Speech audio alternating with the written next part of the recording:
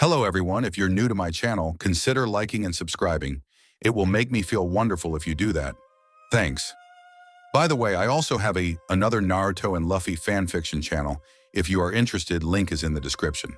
One Piece Fates Intertwined by Demonheart 12. What if the time difference between Luffy and Robin was much smaller? What would happen if he arrived on her island somehow before the Buster Call happened?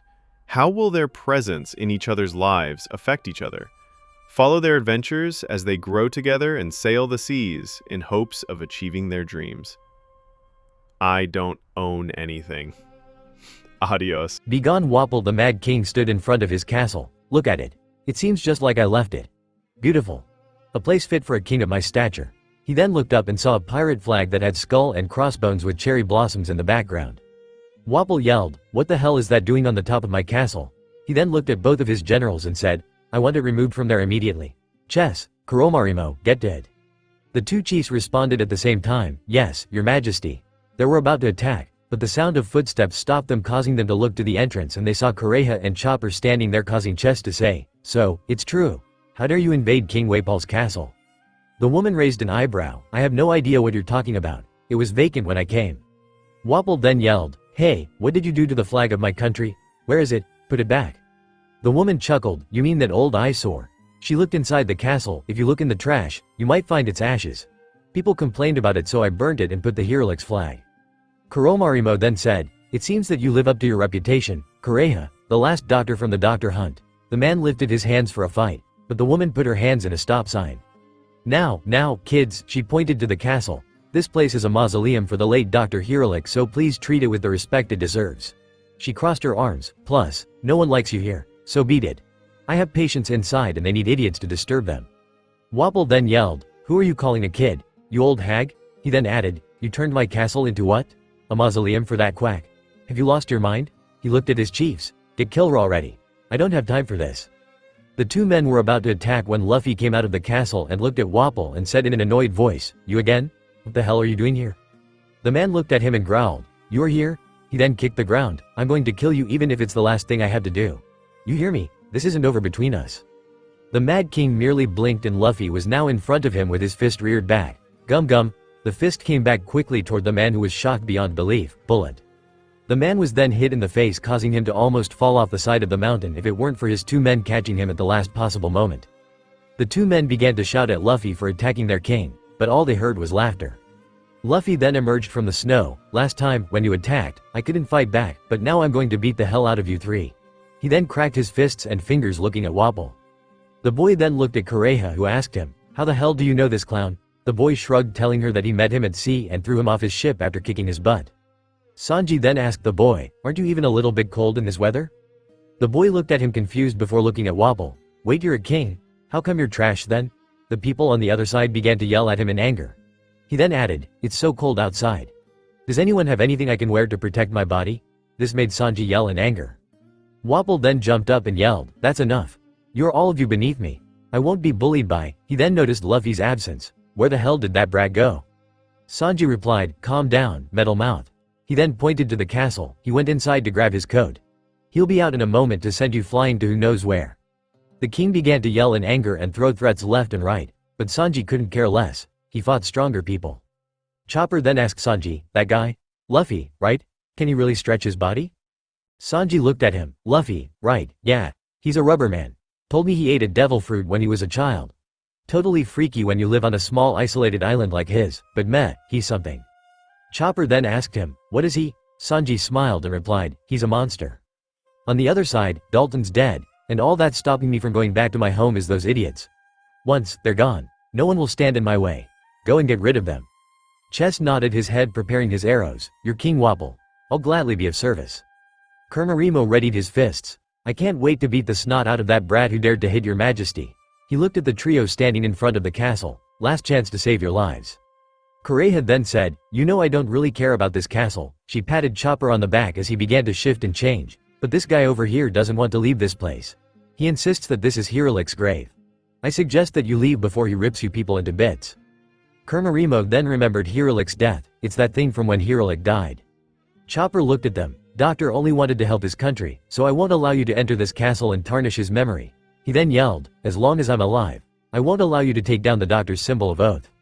Wapol then laughed, you wanted to die so much? Why didn't you all say something? He looked at his men, don't worry, they'll all take you to help personally. Sanji then said, I didn't even want to be here in the first place. He looked at Kureha, you aren't going to fight, are you auntie? The woman punched him in the head, telling she'll help if needed. Kuromarimo attacked first. How dare you use this castle as a cemetery, Dr. Kureha? You can die first. The man then sent an afro ball toward the woman, Kuromarimo static.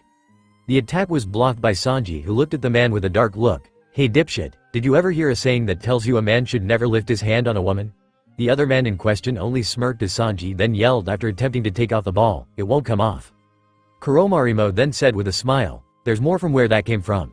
He then sent other small static hairballs, Kuromarimo static, and they attached themselves to Sanji. Chopper then came to help him, but the balls were now stuck on him too, causing both men to flail their arms in the air, with Kureha asking, what in heaven's good sake are those two doing right now? Chess then said, your teamwork is pathetic. It's a recipe for defeat. He then aimed a flaming arrow toward them, but did you know that these balls can easily burn when a fire is introduced to them? Sanji panicked, but Chopper pushed him forward saying, stand still. He then began to run toward the man as Sanji shouted at him, are you using me as bait, you damned moron? The man was then hit by an arrow, causing him to yell, hot, hot. Chess was about to release another arrow towards Sanji, but stopped when Chopper appeared in front of him trying to punch him in the face, but he was kicked away by Wapol, who opened his mouth and closed down on the reindeer. At the same moment, Luffy came out of the castle after taking a jacket from Robin. The rubber boy yelled, hey, idiot. He's not for eating. He then heard Sanji telling him to grab his leg. The rubber boy did just that as the blonde man sent him flying toward Wapol, causing him to hit the man in the stomach, forcing the tyrant to spit out the small reindeer. The madman was slammed into his hippo, who was sent flying off the mountain due to the sheer force of impact. Sanji meanwhile took out a cigarette and smoked it. Hey, that move wasn't half bad. Both Chess and Kuromarimo looked in horror. King Wapol, are you okay? Luffy stood beside Sanji. Thank you for the assist, Sanji. I don't think I would without you. He then looked at Chopper, and he also managed to save Chopper's life, so that's something. Sanji then said, it was. He quickly shook his head. Is that Robin's jacket? The boy nodded his head, and Sanjim. Get it off of you. Go and give it back to her. Back with Wapol, the man was on the ground with his men apologizing. He then sat up and said darkly, I'll kill them all. I'll show them the power of the Munch Munch factory. Luffy looked at Wapol with a question mark on his head. This idiot is still standing. I guess that he's stronger than he looks, but no matter, I will kick his ass into next week. Sanji patted him on the back for the amount of confidence he has in himself. Wapol then yelled, Chess, why don't you tell these worms what I ate today for breakfast? The man nodded his head, bringing out a small list. Your Highness ate for breakfast 1 baked cannon, 1 fresh cannon, 1 cannon salad with cannonballs. He looked further down the list and added, oh yes, and your favorite 1 well-baked restaurant with butter on the top from Big Horn. Luffy and Sanji had sweat drops on their heads as they both said, this man has some weird diet. Wapol then stood up as his body began to change. I had a good breakfast today, so look at the strength of my Munch Munch fruit. He then grew bigger with a chimney on the top of his head. Anything I ate becomes a part of me that I can mimic anytime I want. He then yelled, witness the power of my devil fruit. Munch Munch shock. He now was tall as a house and stood on both his feet looking at the group. He had cannons for hands and his front was that of a house. The man then yelled, Wapol House. Luffy's jaw dropped to the ground. That's so cool. I can't believe this. Sanjo nodded his head in agreement, but the boy shook his head, but I'll still kick your ass for trying to harm my friends. They then heard Wapol's men scream in fear, begging him to stop as Wapol said, look at the secret power of my technique. He then ate his 2 men, shocking everyone, and began to chew them. Steam began to emit from the chimney and the cannons. Look at them now, they're now at optimal strength after they were combined into my mightiest warrior. The door on Wapol's stomach opened and everyone wondered what was going to happen now. A figure then emerged as Wapol said, Chess Marimo. Sanji then asked, isn't this just the 2 morons after one sat on the other shoulder? Luffy then yelled, that's so cool. Sanji began to reprimand him, but then Kureha said, don't you go underestimating them just because they look ridiculous. Both boys looked at her. If they were weak as you think they are, the villagers should have driven them away, but they aren't, so be careful. Wapol then said, first rule of Drum Kingdom. He who dares to disobey the king will die. I am everything, and therefore everything belongs to me, even the people's lives are mine to decide. He then aimed his cannon at the flag, so I won't allow someone to put that stupid flag on the top of my castle. It is worthless and everyone who is associated with it is the same. Everyone looked in shock as the flag was blown off the top of the castle with Luffy looking at it. He looked at Chopper, who was shocked beyond belief. Hey reindeer, isn't that Chopper cut him by yelling at Wobble, "Why did you blow Doctor's flag off?" Wobble then said, "Men, this is beyond stupid. Go and kill them already." The two voiced their approval, but missed Chopper as he passed them. "Why are you doing this?" He then turned into his muscle form and jumped on grabbing Wobble. "Doctor tried to save you." He lifted his hand to hit the man but couldn't bring himself to do that, remembering the doctor's words to never hate humans, so get out of this country and never get back. Kureha yelled, "Chopper, what are you doing? Do you think he'll understand anything you're saying to him?" The reindeer looked back at her with confusion written on his face. Wobble smirked as he blasted Chopper with cannon fire, causing him to fall to the ground. Kureha called out to him, worried about his well-being. The little creature has grown on her like a son. However, Wobble then looked up at the sky and saw something that bothered him. He saw Luffy tying Herolic's flag to the top and yelled, "What do you think you're doing, moron?" Luffy then yelled to Wobble, "Hey, babbling mouth. Look up here and look good." The man glared at him as he muttered under his breath, "That kid is getting on my nerves." Luffy then said, "You're all a bunch of frauds without no conviction or will to risk your lives for." He then looked at the flag. "You'll never understand the meaning of a pirate flag." Wobble looked at him in belief. "What the hell are you talking about?" The man shook his head. "The true meaning of a pirate's flag? Have you lost it? It's nothing but meaningless decorations for pirates?" Luffy yelled at him, "And that's why you are a worthless piece of trash and always will be." Wobble glared at the boy, who continued, "This flag is not something for someone like you to play with." The man then yelled, "Do I look like someone who's planning to play around with a pirate flag for children? I'm a king of the Drum Empire." He then pointed his hand at Luffy, "And who in their right mind told you to put that flag again?" He then fired a cannonball at Luffy. "Didn't I tell you that this place belongs to me? If you insist on protecting this flag, then go to hell with it." Sanji looked with worry at Luffy, and Chopper yelled, "Get out of there, he'll kill you." The boy stood strong. "Who will let you destroy this flag?" He looked at Wobble. "This flag," a huge explosion engulfed him, "is a symbol of faith." Fire began to come out the top of the castle as Wobble laughed, "Die, you idiot." Everyone was worried till the smoke cleared, showing a burnt Luffy standing there with the flag in his hand. Chopper looked in shock as Luffy said, "Look at this. This flag will never fall no matter what." The combination of Chess and Kuromarimo said, "What? Did he lose his mind? Why is he still standing up there?" Luffy then said, "This flag, I don't know its meaning, but all I need to know is that it's a promise of life." The boy yelled at him, "So I won't allow the lies of you to tarnish it, since you don't have the right to destroy this flag under no circumstances." Wobble, Chess, and Kuromarimo were taken aback by Luffy's words. Meanwhile, Chopper was merely looking at him with shock, remembering the doctor's words about real pirates. He was knocked out of his thoughts when Luffy called out to him, "Hey, reindeer." Chopper looked up to meet Luffy's eyes. "I'm going to beat this idiot and his companions real soon." He laughed a little bit. "So tell me, what are you planning to do?" The reindeer was thrown into a loop as he mindlessly said, "Me?" He was not sure what to do now. Wobble then yelled, "Bloody murder. If you love this flag so much, go die with it." He aimed his cannon at Luffy. Sanji saw this and went out to stop him, but Kureha kicked him in the back, telling him that he is too injured to fight right now. Wobble saw this and began to laugh. Chopper used this to sneak up on him and attempt to hit him, but Chessmarimo stopped him. "We'll protect our Lord Wobble till the end." Luffy began to cheer from the top of the castle as he planted the flag on the top with a huge grin on his face. Kureha smiled. Finally, he's showing that courage he always had. The freaky combination then said, "We won't allow you to get to Wobble. We'll protect him." Chopper then trained back to his small form. The two looked at him. "You are a weird creature. You must be that creature the villagers talk about. What a sad, pathetic creature." They laughed at him. "Why do you even exist? No one likes you and you have no friends. Why bother to help this empire?" Chopper then yelled, "Shut up." He looked at the two. "I don't care if I don't have friends. As long as the doctor's flag is up there, I will fight till my very last breath." Luffy then yelled from the top of the castle, "Whoever said that he doesn't have a friend?" The boy then prepared a gum rocket and came barreling down to them. "I am his friend." The boy then smashed into the ground, sending Wobble and his minions to him, and asked, "Straw Hat Boy, are you alright? Do you feel hurt?" The boy shook his head. "I'm rubber so I can take blood trauma, but can you deal with that guy?" He pointed at Chessmarimo. Chopper nodded his head. "He's just a weakling to me. I can beat him quickly." The boy smiled. "That is what I wanted to hear from you." He looked at Wobble. "I'll take care of babbling mouth." The man merely growled at the boy, aiming a cannon at him. Chessmarimo then began to ridicule Chopper while the latter readied himself for battle. Sanji tried to join the fight, but Kureha stopped him, saying, "Don't worry, my reindeer will finish this." Chopper then said, "I'm Tony Chopper. The greatest doctor in this world named me." He glared at Chessmarimo. "Even though the doctor forgave you, I will never forgive you for laughing at his death." The two laughed in sync. "You don't forgive us? We're the ones who won't forgive you." They then said, "Get ready to be stomped by our feet, you lousy monster." The little reindeer then took something out of its pants. "This is the rumble ball." He He then bit on it. It will help me defeat you guys in 3 minutes. He crouched, get ready to be defeated. The two mocked him, 3 minutes? What kind of joke is that? You can spend an entirety and it won't happen. The two then brandished their new weapons. Luffy then smiled, defeat them in 3 minutes. That sounds so cool. While Wapol on the other hand thought, 3 minutes only. That's great. He'll run out of steam and then he'll die. Kureha smiled as she sat on Sanji, be quiet, kid. The actual fun is about to begin at any moment.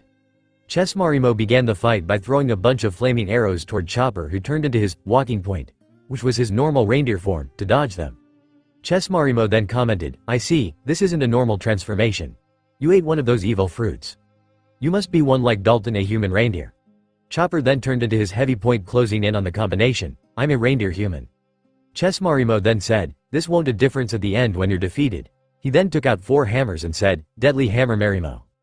Kuromarimo then talked about how Chopper had used all of his tricks, and that he only had 3 forms. He went to attack the reindeer swinging his hammers down, but the reindeer transformed into something different. It was a thinly looking humanoid mix between a reindeer and a human with long slender legs and arms. It was Chopper's jumping point, which focuses his power on his legs to make him jump higher distances. Chessmarimo hummed at the newest information, that's interesting. They turned and attacked Chopper, who turned into his guard point, which made him a huge ball of fur. The reindeer took the blow, which was muffled by the thick hide. The two looked at Chopper shocked. They knew that zone users have 3 modes, human, half and half, and animal. He just showed 3 new different forms that were unheard of. Chopper then said, this is the power of the rumble ball. Everyone looked at him. It disturbs the frequency of devil fruits, which allows me to do this. I studied it for 5 years, and now I can use new 4 different forms from the regular ones. Chessmarimo was shocked, but he quickly shook it away, so what, you'll still be beaten. Luffy then began to tell Chopper how cool he was, confusing both Wapol and Kureha, who said, isn't he going to fight that huge canister of darkness over? She pointed at Wapol. Sanji replied, don't worry, he'll get there, he's just excited. Chessmarimo then attacked Chopper with his hammer, but Chopper turned into his arm point, which made focused power into his arm, and destroyed the hammer into pieces. The reindeer then said, be careful now. I don't want to hurt you both, because I can easily shatter rock in this form. The 2 men were insulted by his words, so they brought out a new weapon. Deadly Axe. They now held 4 axes, Marimo. The 2 then began to wing them in different directions. 8 directional attack.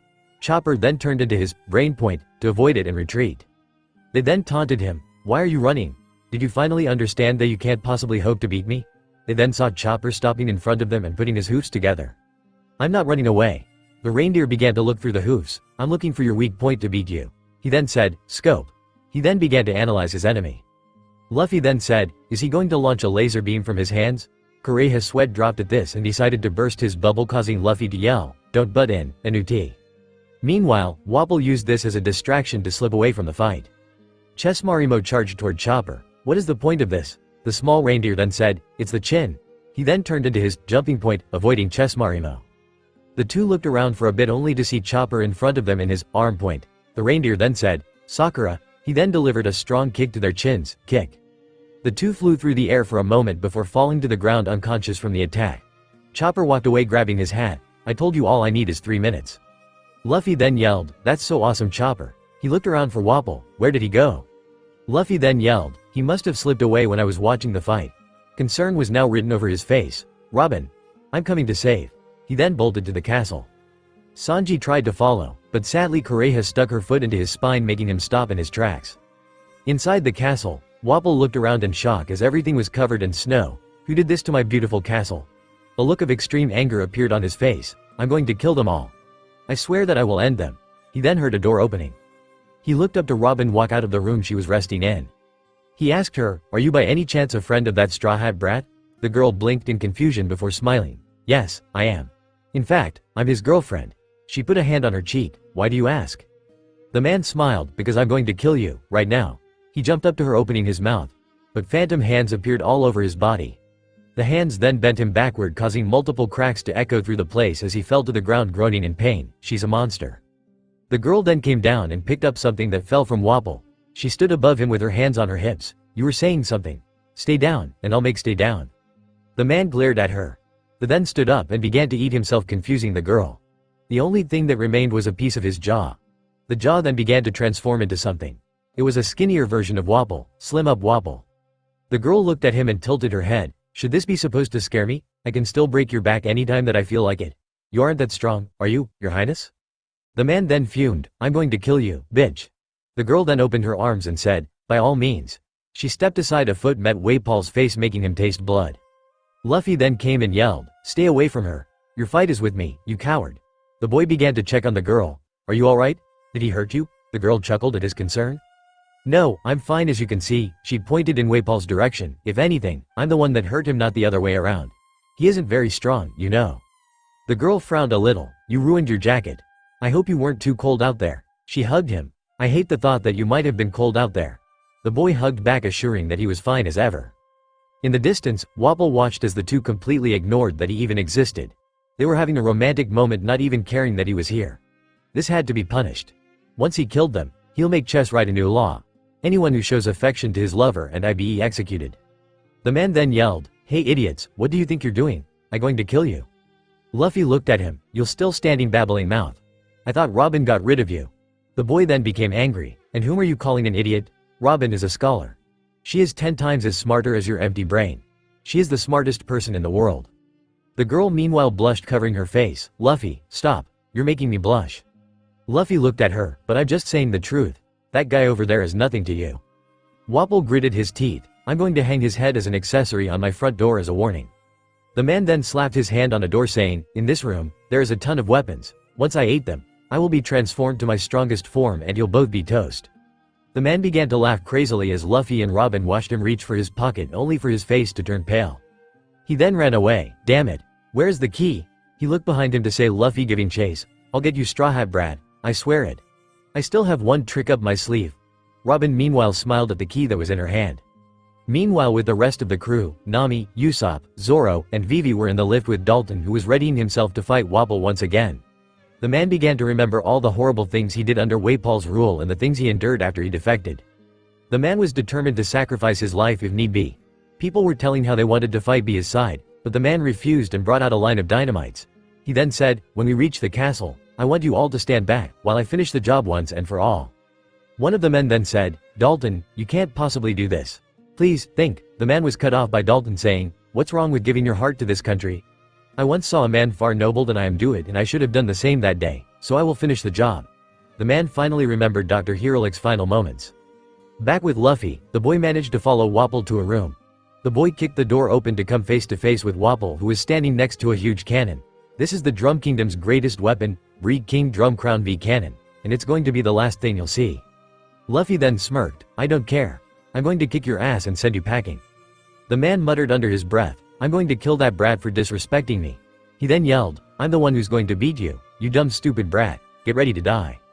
The man then pulled the lever on the side of the cannon as Luffy readied himself, but the only thing that came out of the weapon was a snowbird. Waipol's expression at that moment could be found in the dictionary for examples of shock. The man then began to yell at the bird for disrespecting him and making fun of him.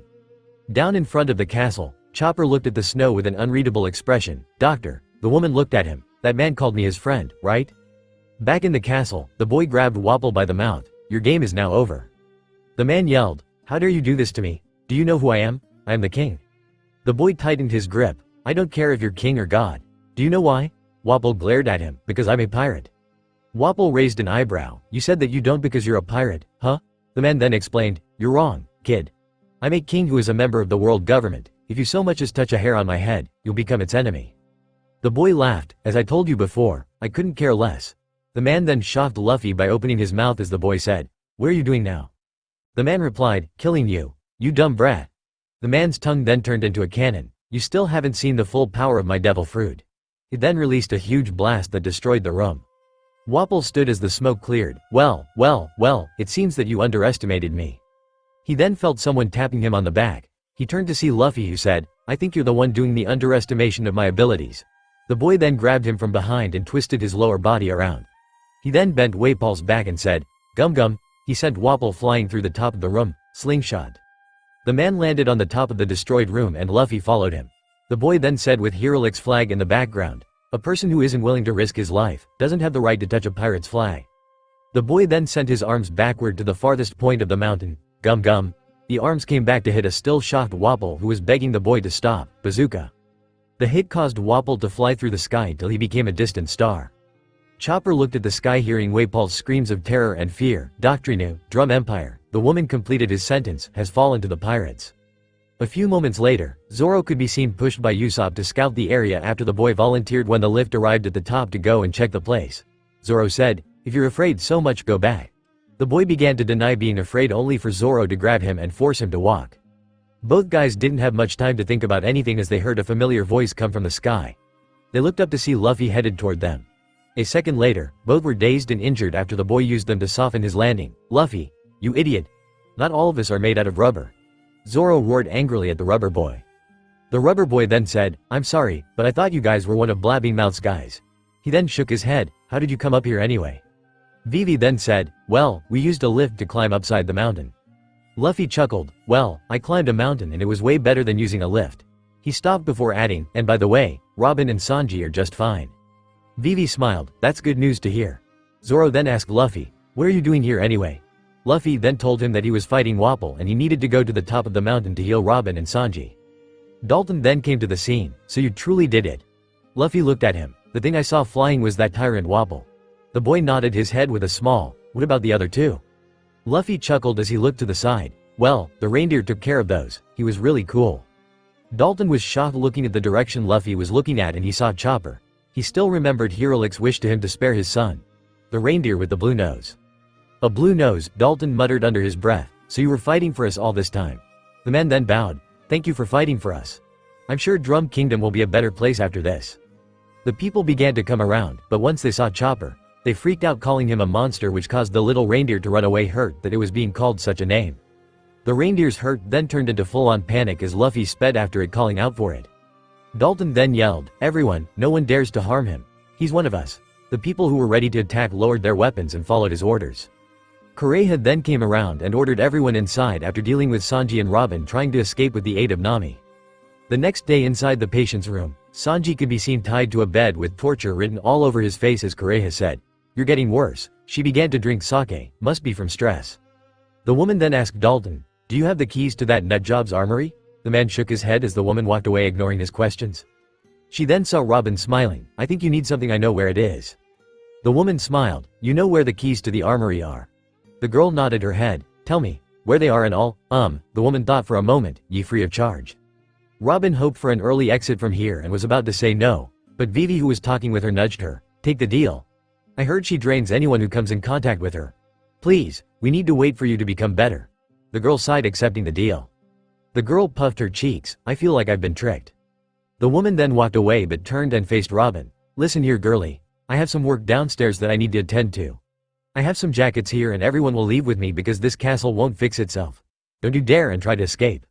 Robin smiled as she saw the woman exit the room with everyone else following. She looked at Vivi and got out of her bed. "Come on, let's go. We need to leave as quickly as possible." In front of the castle, Chopper sat looking at the snow. The little reindeer then heard Luffy calling out for him, so he muttered to himself, "He's still calling out for me."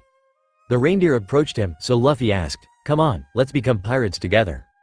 Chopper shook his head. "No, I can't become a pirate. I'm sorry, but I really can't." Robin then came. "But Chopper, isn't your dream to go to the world to become the world's greatest doctor? Please come with us. I promise you'll have loads of fun." The rubber boy nodded. Nami then stood beside Robin. "Stop taking after him. He clearly doesn't want to." Chopper then said, "I really want to go with you." "Thank you." He then exclaimed, "But I'm just too weird. I have hoofs and horns. I also have a blue nose. I'm a reindeer." He then yelled, "I can't become pirates with you because I'm a monster. And monsters aren't friends with humans." Robin remembered the doctor's question if she could heal the reindeer's heart. She walked up to him and hugged him. "I'm your friend, Chopper. I don't think you're a monster." He looked at her. "In fact, I think that you're cute and adorable." Chopper opened his mouth to retort, but Luffy yelled, "Come on, let's go be pirates together." The reindeer then began to cry as he yelled at the top of his lungs, "Okay, I'll go with you guys." He wiped his tears and then said, "I'll have to go tell Dr. Nu." Luffy smiled. "Finally, I have a doctor on my crew." Sanji looked at him with shock. "I thought he was our emergency food supply." A hand formed on his head and flicked him. The message was loud and clear, "Never call Chopper emergency food." Back in the castle, the woman walked into the patient's room and only saw Dalton, so they left? The man replied, "I don't think they were ever planning to stay here and wait for you to let them go." Chopper then walked to the room. "Dr. Nu, I have decided that I wanted to go with the pirates." The woman looked at him. "Come again, I don't think I heard you the first time around." Chopper then repeated himself, I told you that I'm going to the seas with the pirates. The woman then yelled, what kind of crazy nonsense is that? You think you're ready? You aren't even a doctor yet. You'll kill them if you go with them. But Doctrinu, your teachings will help me become the crew's doctor, the reindeer said, and I'm very thankful for your help, and you taking me in after Doctor's death. The woman didn't budge though on her stance of not allowing Chopper to leave, and Chopper in his turn didn't back down. In the end, this evolved into a chase with the woman throwing weapons and sharp objects at him. Outside the castle, the crew was waiting for their newest member, only to see him running in his animal form tied to a slide while Kureha was throwing weapons at him while saying, Chopper, you can't leave this castle. The reindeer then said, everyone, hop on board. Everyone was freaked out so they did as they were told.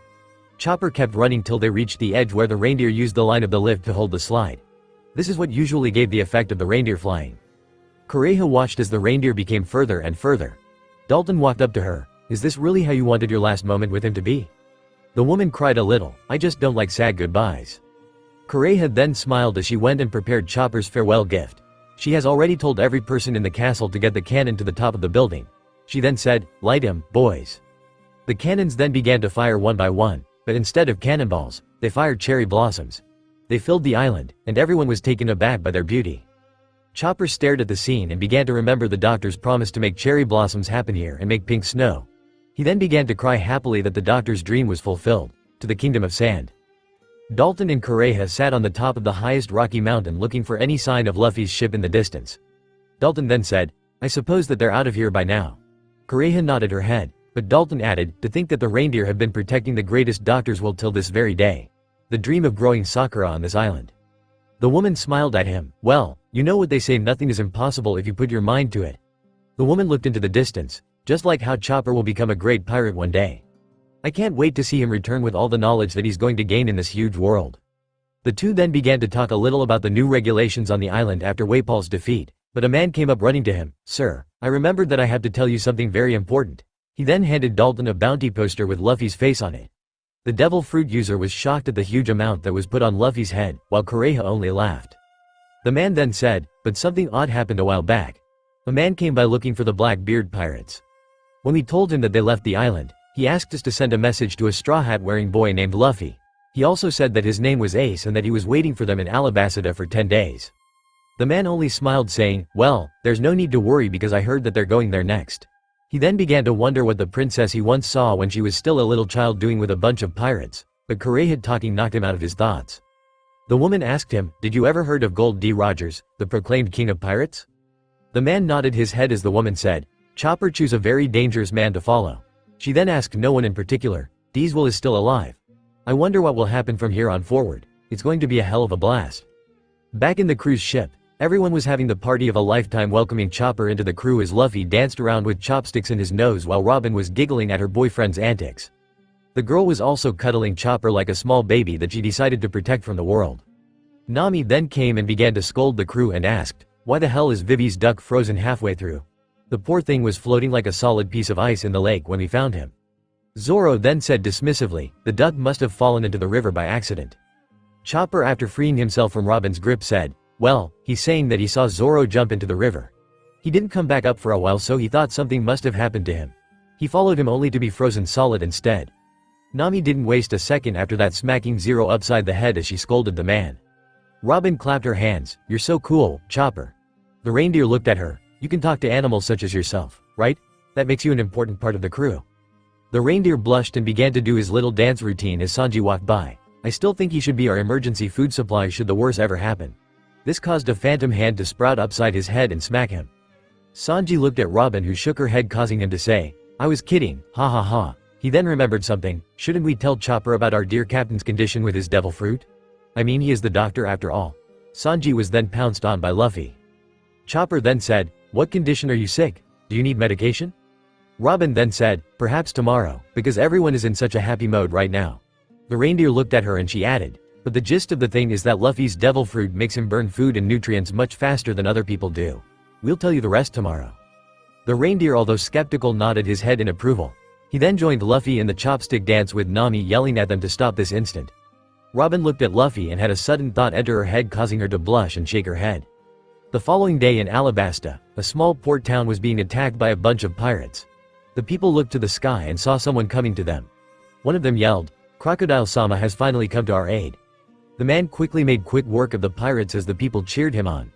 The man collected all of the pirates' weapons and headed off to his hideout, but encountered something peculiar on his way back, or rather someone. Back in the castle of Vivi's father, the man sighed in relief. "I'm in his debt for keeping my country safe from all sorts of dangers." Back with Luffy, the boy was eating his allowed share of food. Sanji meanwhile was having an investigation with the trio of Usopp, Vivi's duck, and Chopper about the food that went missing. It ended as quickly as it began, with all three of them moaning in pain after Sanji gave them a piece to his mind to chew on. Sanji and Luffy both heard Nami say, "Hero?" The girl then asked, "How come they think that this crocodile fellow is a hero in your country? And what are the 7 warlords, by the way?" Sanji looked at Luffy and said, "Don't you know about this stuff?" He then vaguely remembered Luffy explaining back when they were going to save Nami. "Yeah, you said you know something about the 7 warlords of the sea." Luffy shrugged his shoulders. "Well, all I know is that there's some kind of legal pirates by the government. Nothing more, nothing less." Nami then added, "The fact that you know that and I don't, baffles me." The boy slumped forward with Robin patting his back while glaring at Nami. Vivi nodded her head. "Well, that's the main idea, but there's more to it than that." The girl began her explanation. "You see, the warlords are like what Luffy said, legal, so they are given special permission to crush other pirates just like the Marines. And this is what happened in my country." Vivi added, "Crocodile came and began defeating pirates left and right. The people didn't care that he was a pirate in the first place since he was protecting them." Robin nodded his head, and then he used his disguise as the savior of Alabasta as a way to gain control smoothly without raising any suspicions about himself. Nami then said, "And since the people support him, no one can do anything against him." She rubbed her forehead, and if they did, they'd be seen as attacking the country's hero. Luffy then grinned a little. "Then we go and kick his ass." He then punched the air. "Watch, Crocodile. I'm coming to send you to hellish oblivion." Vivi smiled at his enthusiasm. "Yeah, we'll do that after we stop the rebellion. I don't want any blood to be shed." Everyone in the crew looked at her weirdly but kept their thoughts to themselves regarding this kind of unrealistic thinking. The girl then added, "If we can drive Baroque Works and all of its accomplices out of my country, everything will be fine again." Zoro, who was sleeping, woke to the organization name as Usopp asked, "Can explain more to us how this Baroque Works organization operates in the first place? We need to have an idea about how it works." Vivi nodded her head. "You see, the system is simple. The organization begins at the top with Mr. Zero, also known as Crocodile, and after him, there are the 13 agents who take orders from him directly. They are made from 12 pairs of people and 1 animal pair, which are Mr. 13 and Miss Friday, that Robin took care of back on Whiskey Peak." Sanji cut her off saying, "So that's why I found otter and vulture meat the day that we left Whiskey Peak." He then remembered the sandwiches he made that day. "Man, they were some of the best meals I made in my entire life." Vivi paled a little and chose to ignore Robin's giggling and the possibility that she might have eaten someone she worked with at someone. The girl carried on. "Each of the 12 pairs is made up of 1 man with the Mr. followed by a number accompanied BS. Followed by a day. The animal pair was mostly to punish the agents for failing." Vivi then added, "The 12 pairs are further divided into 2 categories. The upper 5 agents, which are known as the officer agents, who are usually given 200 men named Billions, are pretty much cannon fodder for them. Most of them have devil fruit powers and don't act unless told to or it's important. The rest of the agents are called frontier agents, which are usually given 1,800 men named Millions. Their job is mostly focused on gathering money and funds for the organization." Luffy then said, "Man, I can't wait to kick his ass. I understand what you're saying, Vivi." The blonde god swore, "I can tell by just looking at you that you didn't understand anything." Robin put a hand on her chin. "Wait, if you Baroque Work is trying to take over Alabasta, then doesn't that mean—" Everyone looked at her. "We have to eventually fight Crocodile and his men." Usopp's mouth flew open. Nami sweated a little, while the monstrous trio didn't care much. Luffy then said, "Well, we're going to fight them anyway, so let's just get ready." He then looked at Usopp and yelled, "Usopp, let's go fishing together." The rubber boy dragged Usopp by his nose to the side of the ship and grabbed a fishing rod to begin fishing. The two sat together, but Usopp noticed that Luffy's hand had been moving every couple of seconds. He looked and saw the boy eating something, so he asked him, "What are you eating, Luffy?" The boy didn't answer and remained silent. Usopp dared himself to look at the bucket of bait. Once he looked at it, he yelled, "Luffy, you idiot! You eat all of our bait." She slapped the boy upside the head. "How are we going to fish now?" The boy replied, "I didn't eat all of the bait though, only the ones on the top." Usopp only facepalmed from annoyance. "We need some bait now, so what are you going to do?" Usopp asked him, making Luffy think about his next move. The rubber boy then turned and saw his way out of this. He then grabbed Karo. "Now, we have bait." Usopp looked at the terrified duck and nodded his head. They both tied the duck and put it over the side of the ship, waiting for the next fish to come and take a bait out of it. Vivi came to them. "Hey guys, did you see Karo anywhere? I haven't seen him in She looked only to see her duck hanging over the side of the ship. "What are you two doing to Karo?" The girl quickly smacked them over the head, causing both boys to moan in pain. The girl looked into the distance and saw something that made her worried. In front of them, there was an entire sea of smoke that was emanating from the sea. Luffy and Usopp looked at the smoke with different ideas in their heads, with Luffy wondering if it was cotton candy. Vivi then headed to the kitchen where Nami was reading a book with Robin. "Nami, there's something up on the horizon." The orange-haired girl didn't seem too bothered by the development, saying, "Don't worry about it. It must be some steam from underground volcanoes." Chopper looked at her with curiosity in her eyes. "There are underwater volcanoes?" Robin nodded her head. "Yes, there are more volcanoes underwater than above water." The reindeer then nodded his head. Luffy was disappointed with the development. He wanted to eat some cotton candy. Robin looked at Chopper and said, "These volcanoes signify that in a few thousand years, there will be a new island." The reindeer smiled at the woman who hugged him. Luffy frowned. "Man, I'd be dead by then. I wanted to see those islands." Usopp's sweat dropped a little. "What do you want to do on this island? Wrestle with some beasts?" Luffy smiled. "Yeah, that would be awesome. I used to do this all the time back on my island." He then looked at Robin. "Do you remember the good times back on Dawn Island?" The girl then giggled. Yes, taking down those monstrous beasts was always exciting. Everyone looked at her. They could never imagine the soft-spoken girl able to take down beasts. "We sure had fun with Ace hunting down those monsters." The crew then entered the smoke. It was a couple of moments before they re-emerged from the smoke. They were all shocked when they heard Karo quacking in fear. They looked and saw a painted man hanging onto Karo. He looked at them. "I think this is very awkward." Luffy then yelled, "Look guys, we managed to fish an Okama." The man looked at him and at everyone else for a second time. He then realized that he wasn't on his ship and yelled in shock, "How did I ever get stuck on this weird duck?" He then let go of the duck and fell to the water screaming in fear. A couple of seconds and he didn't get out of the water, causing Nami to say, "He's another hammer." She then looked at Zoro. "Go down there and get him, so he won't die." The man lifted an eyebrow and said, "Why the hell am I supposed to be the one to get him?" He didn't get an answer. The only thing he got was a kick, sending him to the ocean. Moments later, the Okama man sat in front of them, thanking them. "Thank you very much." He then bowed down to them. "Thank you for saving my life." The man carried on talking. "My life was saved by pirates that I don't even know. I will never forget this." He then asked, "Can I have a cup of soup?" He was yelled at by Usopp. "Like hell, we're going to give you anything." The man then looked to the railing where Vivi was standing. He looked at her and winked. "Wow, aren't you a cutie? I gobble you up just by looking at you." The girl cringed and looked away in disgust. Sanji went to the Okama and kicked him. "Stop making Vivi-chan feel uncomfortable, you weird creep." Robin observed him a little. "So I assume that you ate a devil fruit since you can't swim like me and Luffy." The man's face brightened, making Robin giggle. "I assume that I'm correct." The man nodded his head. "Do you guys want to see my awesome power?" Both Usopp and Luffy nodded their heads. The man then stood and walked to Luffy, rearing his hand back. "This is my awesome power," he said before slamming it into his face, sending him crashing into the wall. Everyone was then alerted, readying themselves for a fight, and many phantom arms appeared on the Okama, bending his back. Robin walked up to him. "Tell me, why shouldn't I snap your back?" Wait. They heard him speak, but with a different voice, confusing them. When Robin stood in front, she saw Luffy's face looking back at her. The girl was so shocked, she let him go. The man then stood and said, "Do you see this? This is my power." He then began to laugh with Luffy, seeing the Okama man looking just like him. The Okama man then began to dance around, explaining how his powers worked. He touched every member of the crew except Sanji, who kicked his hand away. The man then began to transform into them one by one, beginning with Usopp. "I can turn into people using my right hand through the power of the main fruit." He then turned into Zoro, "But with my left, I can go back to normal." He then turned into Chopper. "I can imitate anyone." He then turned to Robin. "I can even become girls too." He finished the show off with Nami. "I can even imitate their bodies." He went to open the robe he was wearing, but Robin stopped him. The black-haired girl said, "We get it. You don't need to flash us to get your point through. Just drop the idea for your sake at least."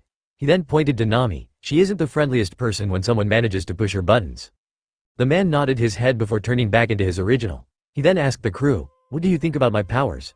Usopp, Luffy, and Chopper began to praise him, telling him to give more faces. The man obliged and began to cycle through many faces that he had, but one of them caught Vivi's attention. It was the face of her father, the King of Alabasta. When the man finished, the trio of Luffy, Usopp, and Chopper began dancing with him. Robin laughed a little at this while Nami sighed. "This is ridiculous. This guy could be our enemy, for God's sake." And those three already made friends with him. DA's ship sailing toward them. She looked at the man. "Is that your ship?" The man looked and saw the approaching ship. He then jumped up and saw it. He looked back at the trio. "Well, it looks like it's time for me to go." The three began to beg him to stay. But he then told them, "Don't worry about me, babies. We always remember each other because nothing stands in the face of true friendship." He finished with tears escaping his eyes. Once the ship was near them, the man jumped into it. "Come on boys, let's get going." His men then yelled to him, "Yes, Bon Clay-sama, Mr. 2. The crew once the ship was in the distance yelled together, "He's Mr. 2. They looked at Vivi and asked her, "How come you weren't able to identify him?" The girl felt small under their gazes. "Well, I never met him before." She then took a thoughtful look, "But I did hear that he was an Okama, wore makeup, and the sword." Nami sighed, "Well, whatever, at least now, we have an idea about one of our enemies and his abilities." Robin merely nodded her head, feeling a bit down since the man managed to escape their grasp. Vivi then said, "That's not the problem. The real problem is that he has the face of my father." Robin looked at her with worry. "How did he manage to get that close to your father?" Robin then rubbed her forehead. "I hate to say this, Vivi, but it appears that your father's security details have been compromised if he managed to get his face." Vivi nodded her head sadly. "Imagine the huge amount of damage that he can do with my father's face." The girl slumped down. "He can literally go to a village and kill people there with nobody knowing any better than they saw their king harming their people." Zoro then said, "Peachy. Now, what are we going to do about the fact that he managed to steal most of our faces?" The crew looked at him. "Don't give those dumbfounded looks. He is our enemy. He knows our faces and can turn into them." Luffy then said, "That's right. He can easily trick us into lowering our guard before beating each one of us." The boy sat down to try and think of something to help his crew to identify each other. Robin then sat beside him to think of something similar. She leaned her head against his shoulder. Nami then said, "This is not the time for romance, Robin." The black-haired girl ignored her. Luffy then said, "Why don't we make a mark on our hands? A symbol that can help identify each other." The others looked at him and they had to admit that he had a good idea. Sanji then asked, "It's a good idea in essence, but what if he saw the mark and copied it?" Nami then suggested, "How about we cover our marks? This way he won't be able to figure the mark out." Everyone nodded their heads accepting the idea. 5 minutes later, everyone had an X mark on their arms.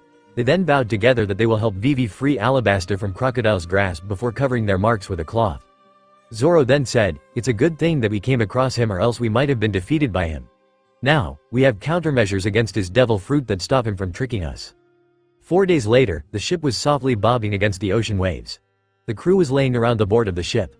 They were all feeling one thing: hunger. Suddenly, the waves under the ship began to move violently. Everyone was shocked when a huge cat seeking emerged from the waters looking down at them. This made Usopp and Chopper yell in fear, a huge seeking. Luffy and Zoro on the other hand had an entirely different reaction once they saw the giant beast. Both of them quickly rushed toward it to hunt it and make it food. Sanji eventually joined them on the hunt only for Vivi to knock all 3 men unconscious, giving the animal the chance to escape. Luffy was the first one to protest. "Vivi, why did you stop us from hunting the huge fish?" The girl shook her head. "This seeking is a scared creature." Luffy nodded his head while he was being tended to by Robin, telling him that he will eat. Nami on the other hand was looking at the log pose of the Alabasta kingdom. The girl then said, "I think that we're getting closer to Alabasta as we speak. We'll reach the kingdom any minute now." Zoro then spotted something in the distance. "Oi, Vivi." The girl looked at him. "Does your kingdom have some welcoming committee or something?" The girl was confused till Zoro said, "Because we have one heck of a fleet that is behind us. Those are proof we are in the right place." The girl looked impaled. "Oh, no, those are Baroque works. I hope that they don't see us." Sanji then said, "Relax. If they didn't do anything till now, that means they haven't seen us yet." Vivi relaxed as they all approached her and they all said, "If anything happens, the left arm is a sign of our friendship." Luffy then looked into the distance and he saw the land coming closer, so he yelled to find a restaurant with lots and lots of food. Robin then asked Vivi, "Vivi, now that we arrived, what are exactly planning to do?" The girl replied, "Well, I'm planning to head to a small town where I know the leader of the rebels is hiding. I hope to convince him to stop this war by using my knowledge and investigation." The black-haired girl hummed a little bit, but then added, "Vivi, are you sure that he's still there?" Vivi looked at Robin and asked her, "What do you mean, Robin? Do you think he might have moved? This would throw her hard work to the wind?" Robin then said, "In that case, we look around for where he might be. We don't just sit around waiting for him to drop from the sky into our laps like little children." Vivi nodded her head. They then saw the ship dock at a harbor with Luffy jumping off and ship and racing off to a restaurant. Vivi's sweat dropped at this, but then she said, "Okay, guys, first things first." Everyone looked at her. "We must find appropriate clothing for you because you all stick out like a sore thumb." Sanji then raised his hand. "Oh, me. I'll bring clothes for you girls." He heard a cough from Zoro before adding, "And the rest of you baboons." He then ducked just in time to avoid a kick from Zoro. Nami quickly stopped them before this developed into a full-on sparring session. Inside a restaurant in the town, A man could be seen with his face down in his food. The chef looked at him confused and said, "What on the world just happened?" A customer then added, "1 minute he was eating normally. The next he flopped down onto the plate like a rock. Do you think that he's dead?" Another one then said, "Do you think he ate from the spider of the sands? It's a poisonous insect that looks like a fruit. Poor guys." Suddenly, the man woke up from his sleep, startling everyone. "He's alive." The man looked at them and said, "What are you folks looking at?" He then continued to eat. He looked at them. "Man, what's up with you guys?" He then saw a woman with a skirt beside him, so he grabbed the skirt and wiped his mouth on it. This caused the woman to push him away. The man rubs the back of his head. "What a harsh country. Learn who to lighten up." The chef looks at him and says, "Young man, are you okay? You just passed out all of a sudden." The man looked at him and said, "I don't have an." He then fell back into his food, snoring, causing everyone to yell in shock. "What the hell just happened here? He just slept again." The man then woke up again saying, "Wow, what just happened right now?" He then shrugged and lifted his fork to continue eating his meal. The man then heard the door of the restaurant open. He then heard someone talking. "What the hell are doing here?" He looked behind him to see Smoker standing right in front of him. "What is a commander of Whitebeard doing here in Alabasta?" This made everyone jump back in fear. One of the men yelled, "A commander of Whitebeard? What the hell is happening here?" He looked at the man who was still eating nonchalantly. "Is this happening?" Smoker then said, "Ace, the 2nd Fleet Commander of Whitebeard, also known as Fire Fist." "Ace." He looked him up. "Ain, what are you doing here?" Ace then looked at the man and smiled a little. "Can't a man come here to eat something after a long week of sailing? Even a criminal needs something to eat to continue living." Smoker scoffed, "So you say, and here I thought that I'm going to look just for one criminal." Ace put his hands on his chest in mock pain. "You weren't looking for me. I'm really hurt." Smoker then lifted his hand. "Don't worry. I'm going to take you in any way if that's what you're worried about." He then went to grab his weapon. "I can't allow a pirate to roam free when I'm around. Just surrender and come silently with me." Ace didn't look at him and looked at the chef. "Hey, Pops." The chef scowled that his restaurant might become a fighting arena. Ace lifted a bounty poster with Luffy's face on it. "Did you see this guy come here?" The chef shook his head, but Smoker, who was already irritated, became a little bit angrier when he saw the picture of Luffy. "Why the hell are you looking for him?" Smoker suspected that Whitebeard might want to recruit the kid into his crew. But then Ace said something that made him stunned. "I'm actually here looking for both him and Robin because they're both my brother and sister." Smoker lifted an eyebrow. "Brother and sister? They're your siblings." The man rubbed his head, feeling a new type of headache coming closer to him. Ace then said, "Since you're not here for me, then I'm going to continue looking for my brother." Smoker then replied, "You know that I can't allow you to be free." Outside the restaurant, Luffy finally reached the restaurant, causing him to smile. The boy then used a gum rocket to launch himself into the restaurant. Inside the restaurant, Ace readied themselves to fight against Smoker, who already had his weapon pointed at Ace. The man said, "Give up and come silently. There's no need to make a scene." Suddenly, something burst from the door, hitting Smoker in the back and launching him at Ace, who had a dumbfounded expression when Smoker hit him. Both men were smashed through multiple buildings, causing them to be buried under rubble. After the destruction was caused, Luffy was sitting on a seat looking at the chef demanding food. The man looked between Luffy and the hole his sudden entrance causing him to wonder what to do, but he then went to make food for the boy. Once he was finished, he presented the food to the boy. The boy ate hungrily when the chef told him, "Hey kid, look." Luffy looked at him while eating. "I don't want to interrupt your eating time, but I think you should seriously take your food and run away." He then added, "You pissed off some seriously strong people when you smacked them through my restaurant." Luffy looked at the hole in the side of the restaurant. "Man, that's a huge hole. What happened?" Many patrons yelled at him, "You happened. You're the one that caused the hole." Luffy tilted his head, continuing to munch on the food. "Really, I don't remember that." He then took a thinking position while still eating. He then slammed his fist into his hand. "Yeah, it's true. I'm the one who caused this. Well, I'll just continue eating." This made everyone in the restaurant facepalm at the boy's apparent stupidity. In the rubble away from the restaurant, Ace stood up with an angry look and stomped his way toward the restaurant. "Who the hell was that? I'm going to burn him alive." Once he was in front of the restaurant, he saw Luffy, causing him to smile, but he wasn't able to say anything because Smoker also saw Luffy, who was his initial target. The plum user then slammed Ace's head on the ground as he raced toward Luffy. The man stood in front of Luffy. "Straw Hat Luffy, we met again. I'm wondering, what are you doing here?" The man looked at the boy, who seemed to be solely focused on eating, right, making Smoker yell, "Quit eating already. I'm talking to you." Luffy looked at Smoker and he began to remember who he was. The boy's memory quickly took him back to Luge Town when Smoker first met him and was able to defeat rather quickly. The boy then yelped, "You're that smoke guy that attacked back in Luge Town. Why the hell did you follow me here?" This caused some food to fall out of Luffy's mouth onto Smoker, causing the man to be angered.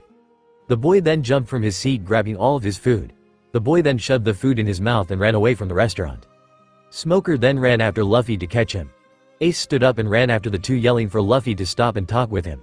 His effort was in vain since the boy was mostly focusing on avoiding Smoker and his marines. Luffy's eyes widened in panic when he saw Smoker's men nearby. The boy ran quickly trying to avoid Smoker and his men, but the marine saw his subordinate Tashigi standing. The man yelled, "Tashigi, drop everything from your hand and help me."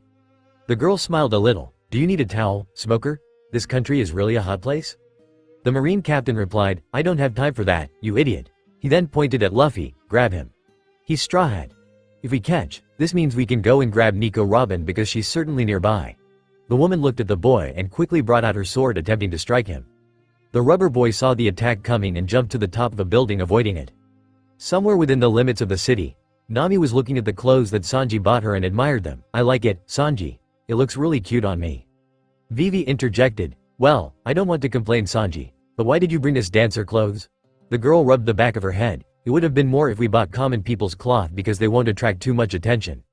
The man looked at her with hearts in his eyes. "Believe me when I say that dancers are also common people." This made the girl's sweat drop at the man's behavior. The girl then said, "But Sanji might have to walk through the desert, and this might put us." The man then began to flirt with Vivi, making her sigh since the man was a lost cause when it comes to his perversion. She looked to her side and saw Robin walking up to her in normal clothes. Vivi then said, "Robin, where did you get these clothes?" She stopped for a moment, "And do you have any more?" The girl then smiled, "Of course, Vivi." She then handed the girl a couple of normal clothes, making Sanji feel depressed. Robin then looked at Nami, "If you want, I have normal clothes for you too." The girl shrugged her shoulders and said, "No, I'm good, but thanks for the offer." She then used a perfume that Sanji bought her to use it on her clothes. This caused Sanji to begin and swoon around her, making everyone sweat drop, but Zoro snorted under his breath, "Man, he takes perversion to a whole new level." Sanji looked at him and began to fight him, but this was soon stopped with Nami punching both of them on the head, causing them to moan in pain. Nami then saw Chopper clutching his nose and asked him, "What's wrong with you? And why are holding your nose? Is there something bothering you?" "The perfume on your clothes is hurting my nose." The girl tilted her head. "My nose is really sensitive to smells, so the perfume you have is really annoying my nose." The girl smiled a little, lifting the bottle and spraying some perfume on herself. "So I assume this is annoying you." The reindeer began to cover his nose while Nami chuckled. In the meantime, Robin approached Vivi. "Vivi, I have something very important to tell you." The girl looked at her and asked, "What do you want to tell me?" The black-haired girl then said, "Well, I did some snooping around when I went for a walk around Nanohana. And I have to tell you that I heard rumors that the rebel army changed its base." Vivi's eyes widened a little. "Oh no, what am I going to do now? I mean, I expected it, but still." Robin smiled a little, saying, "Don't worry, Vivi, because I already know where they are." Vivi looked at her with hope. "Really?" Robin nodded her head. "Can you tell me where so I can talk with the leader of the rebels?" Robin then said, "I heard that it's in the town of Kotoria. Adventures in Alabasta." Vivi blinked at Robin. "Kotoria? Do you mean the city that is up to the west north of Nanohana?" Robin nodded her head. "It appears that they changed their location for some reason, but this is to our advantage. This way we can go and warn them about Crocodile's plans." Vivi beamed. "That's wonderful." The girl felt a huge sense of relief build up in her chest. "This way I can make sure that no one in my country gets hurt." Everyone shook their head at the girl's denial and lack of reality. It was one thing to be hopeful, but Vivi was beyond that. They all knew too well that people get hurt all the time and no one can stop that. Nami then said, "So does this mean that we're all going to Kotoria now?" The orange-haired girl thought about it for a moment. "This would make our mission relatively easier." Robin then said, "I think that it's for the best that we split up from here. One group goes back to the ship, and the other goes to Kotoria to help Vivi talk to the leader of the rebels." Zoro then said, "Seems like a plan to me, but who is going where? Unless the other is going to be random." The guy then laid back and began to snore. Chopper then said, "Well, I can take you to Kotoria." Everyone looked at him and he explained, "You see, while Sanji and I were in the market, I couldn't handle the different smells very well, so I took a quick nap in a small carriage only to wake up later with the carriage making its way to Kotoria." He then tapped his chin. "It had the smell of powder, so I can track it." Usopp then asked, "How did you return here anyway? How didn't you get lost in the desert?" Chopper then replied, "Well, there was a nice camel that helped me cross the desert. He guided me on how to return to Nanohana by giving me directions." Nami then said, "Alright, here's how it's going to happen." Everyone looked at her. Robin, Chopper, Vivi, and Zoro will go to Kotoria, and Sanji, Usopp, and I will go back to the ship after we find Luffy and make sure that he doesn't cause any problems. Sanji then jumped up. "Wait, why do Robin and Vivi need to go to Kotoria? Can't Mosshead and Longnose go there instead and talk to the leader of the rebels?" Nami kicked him in the face. Tone down your perversion. Vivi is the person who should talk to them. The orange-haired girl carried on. She's the only person who has enough evidence to talk down the rebels. The blonde-haired man slumped to the ground. Can I go with them? I mean, Mosshead could cause a scene there and make Vivi's situation even worse. Although Sanji did have a point, he also could cause a scene if someone dared and do anything that might hurt Vivi or Robin. Sanji will most definitely beat him. They didn't want that to happen. Sanji going was a ticking time bomb waiting to happen. No, as much as he would cause a disaster, Nami said looking at Zoro, he still wouldn't go into full-out war with the rebels should any one of them accidentally point his gun at Vivi and Robin. Zoro smirked and stood up. Well, you heard the woman. He then walked in a direction. Let's go to this Katoria place. He then was stopped by a couple of phantom hands.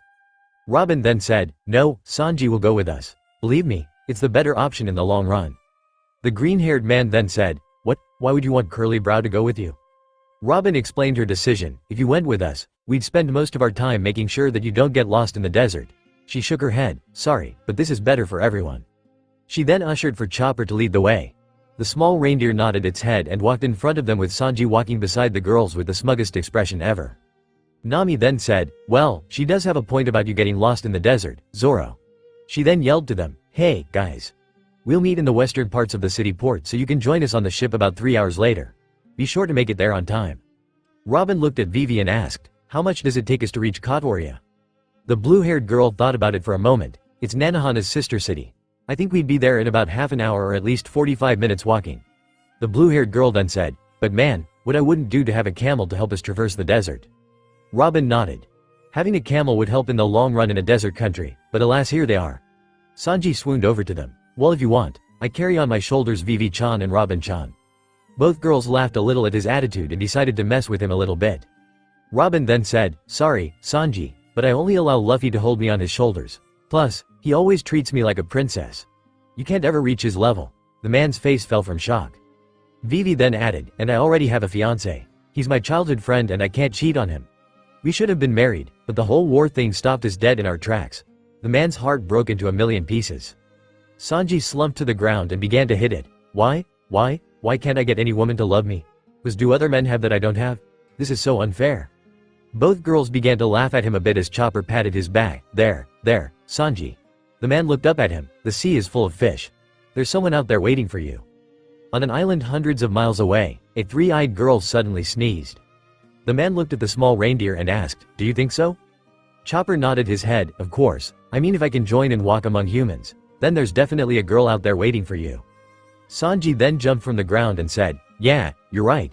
If someone like that airheaded moron of a captain we have can have a girlfriend then so can I just. He didn't get to finish this sentence as a hand bloomed on his face and flicked his nose. He looked at Robin who said, never insult Luffy ever again. He's really smart. They continued walking. Just because he isn't smart the conventional way, doesn't mean that he's dumb. Vivi nodded, she's right you know. A lot of people are street smart and this seems to be Luffy's case, so I wouldn't necessarily call him an airhead. He seems more like a person who likes to do what he wants whenever he wants. A bad thing, but still doesn't mean he's dumb. Sanji nodded and they four continued their walk to Katoria while exchanging small talk. Back with the others, Nami looked around and a tingle went down her spine. Both Usopp and Zoro felt the same tingle. They all said in unison, Luffy did something stupid, senses tingling. Nami then said, whatever it is, I just hope that it isn't something that's extremely dumb. Zoro then leaned toward a wall and said, well, just make sure he doesn't disturb my nap because I really want to catch a couple of minutes of sleep. Nami looked at him and sighed. Usopp retorted, please, you're always sleeping unless you're not training. I find it hard to believe that you're actually tired and sleepy. He then heard snoring coming from Zoro making him yell in shock. He actually slept. What the hell is this guy? Usopp then heard shouts in the distance causing him to peek a little. He then saw the Marines looking around for someone. Geez, I wonder what got them this worked up. Nami shrugged, it could be anything from pirates to your local everyday thugs. Usopp then asked, you don't think it's Luffy, do you? The girl thought about it for a moment, before shaking her head. No, Luffy was smarter than this. He knows the importance of the mention that they are on. He wouldn't attract attention to himself. That's what a part of her brain said. The other part told her that the boy doesn't usually follow trouble, but he sometimes blindly launches himself onto it. Zoro woke up from his sleep. What the hell is all this noise? He looked around the corner and saw the Marines chasing someone. Oh, it's just the Marines chasing some idiot. He then looked closer and saw Luffy. Oh, it's just our Idaheem and waved his arms which caused Zoro to say, lose them and get back here. The rubber boy didn't hear so he shouted in Zoro's direction. What did you say, Zoro? The green-haired man along with Nami and Usopp paled when the Marines looked in their direction. I didn't hear you. They're shouting too loud. He then began to run toward them. One of the Marines then said, look, it's his crew. He raised his rifle. Quickly, let's go and capture them before they manage to run away from us. Luffy tried to run toward his crew to get out of there with them, but Smoker then said, give up, Straw Hat. The man then prepared a smoke attack. Don't you remember how I beat you last time? Don't make this harder on yourself. The man launched his attack, but it collided with something. Luffy looked behind him only to see his older brother Ace standing there. You can keep trying to attack, Smoker. Ace smirked, but even you know that my element is the superior one. Smoker growled under his breath, truly, the apple can't fall far away from the tree. Ace then looked at Luffy and said, truly, Luffy. You can never change. You're always looking after trouble. And trouble is always looking for you. It's like a match made in heaven. The boy looked at his older brother, Ace. It's you. I missed you so much. The boy jumped to hug him. But Ace kicked him in the face, making Luffy shout, you bastard, why did you kick me in the face? That hurts, you idiot. Ace looked at Luffy, you're still the same crybaby that I remember from 3 years ago. Luffy frowned a bit, but Ace carried on, look, Luffy. We can catch on as much as you want, but not right now. First, go to your ship, and then I'll talk to you and Robin. The boy nodded and looked at his crew. He then noticed some people missing. Where the hell are the others? Where are Vivi, Sanji, Chopper, and Robin? Did they get caught or something? Nami then grabbed him and began running with the Noi hitting the ground as she dragged him around. They went to the next town city. They should be back in about 2 hours. Don't worry about them. The girl then let him go. The boy then stood up and followed the rest of the crew and said, where are we going to pick them up? Does that city have a harbor or something? Nami facepalmed, we'll pick them up in the western part of the port. Be quiet now, so the Marines won't be able to catch up to us. The boy nodded and continued to run toward the ship. Back on Smoker's ship, Mr. 1111 was still tied up to the post of the Marine's ship. He tried to wiggle his way out of his constraint, but nothing seemed to work. He was trapped there for eternity or until they take him to impel down. Honestly, he preferred to be tied here. He then heard some ruckus happening.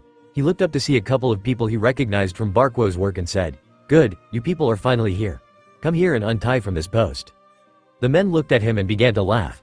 The man was agitated and asked, what the hell are you clowns laughing about? Come here and untie or else I swear that. He then saw a gun pointed at his face, causing him to stutter. Come on, guys. Can't we find a logical way to solve our issues? One of the men then said, there's no way in hell I'm going to miss up a chance of becoming a numbered agent. Goodbye, Mr. 11. The man then fired his gun.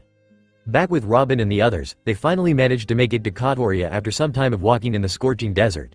Chopper had it rough since his fur made him more prone to sweating.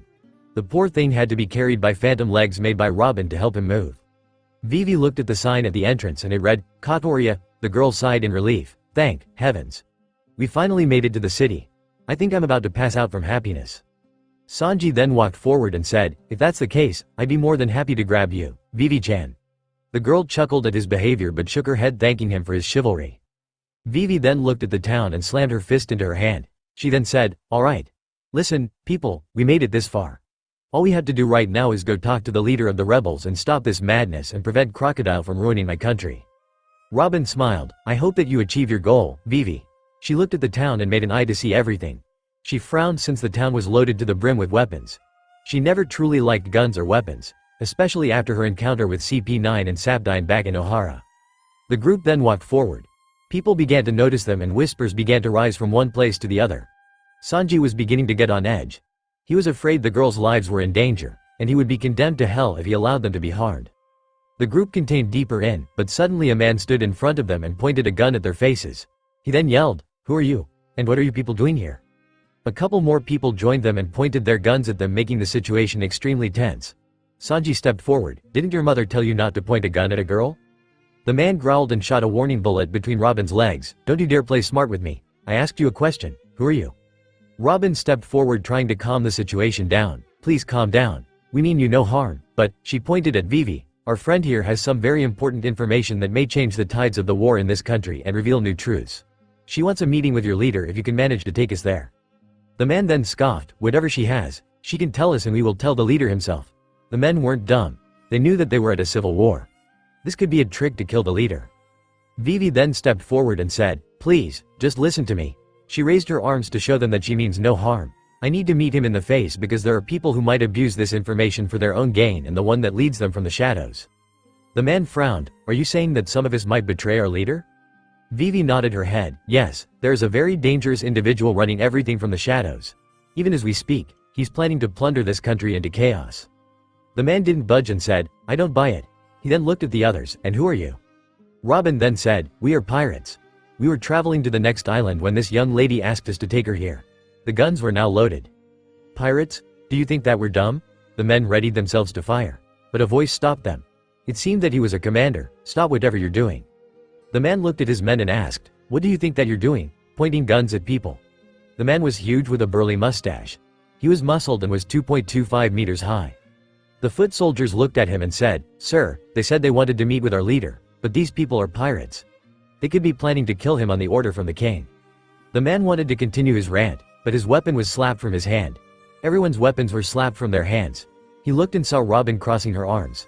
The black-haired girl replied, believe me, with my ability I kill everyone right here. I don't need to go to your leader to kill him. I can just kill my way to him. The commanding officer looked at her and said, fine, I'll take you there, but no funny movement, or else you'll all be in serious trouble. He then began to lead them to the leader of the rebels with Vivi silently thanking Robin for her help. The girl smiled as she held Chopper with two phantom hands fanning him. Once they were there, the man said, wait here for a bit. I'll tell you when you can come in. The man then entered a house with the group waiting outside. Robin looked at Vivi. Are you excited to help put an end to this civil war? The black-haired girl was happy for her friend. Shot her goal of saving Alabasta. It reminded her of her home O'Hara when she was younger and everyone was about to be killed. Vivi replied, it's nerve-wracking. I hope that the leader believes me or else everything will be in vain. Robin nodded her head. There is a possibility that the leader won't believe Vivi since she was the daughter of the man that he was fighting. Sanji then said, with all the evidence that you have, he has to be completely blind not to believe you. Vivi smiled at him, but the problem wasn't telling them the truth, but them believing her since Crocodile tricked many people into thinking he was a hero. It would be hard to just suddenly make him look like a villain. Vivi only nodded her head in appreciation. The door of the house opened and the man told them, you can all enter. Just be careful or else.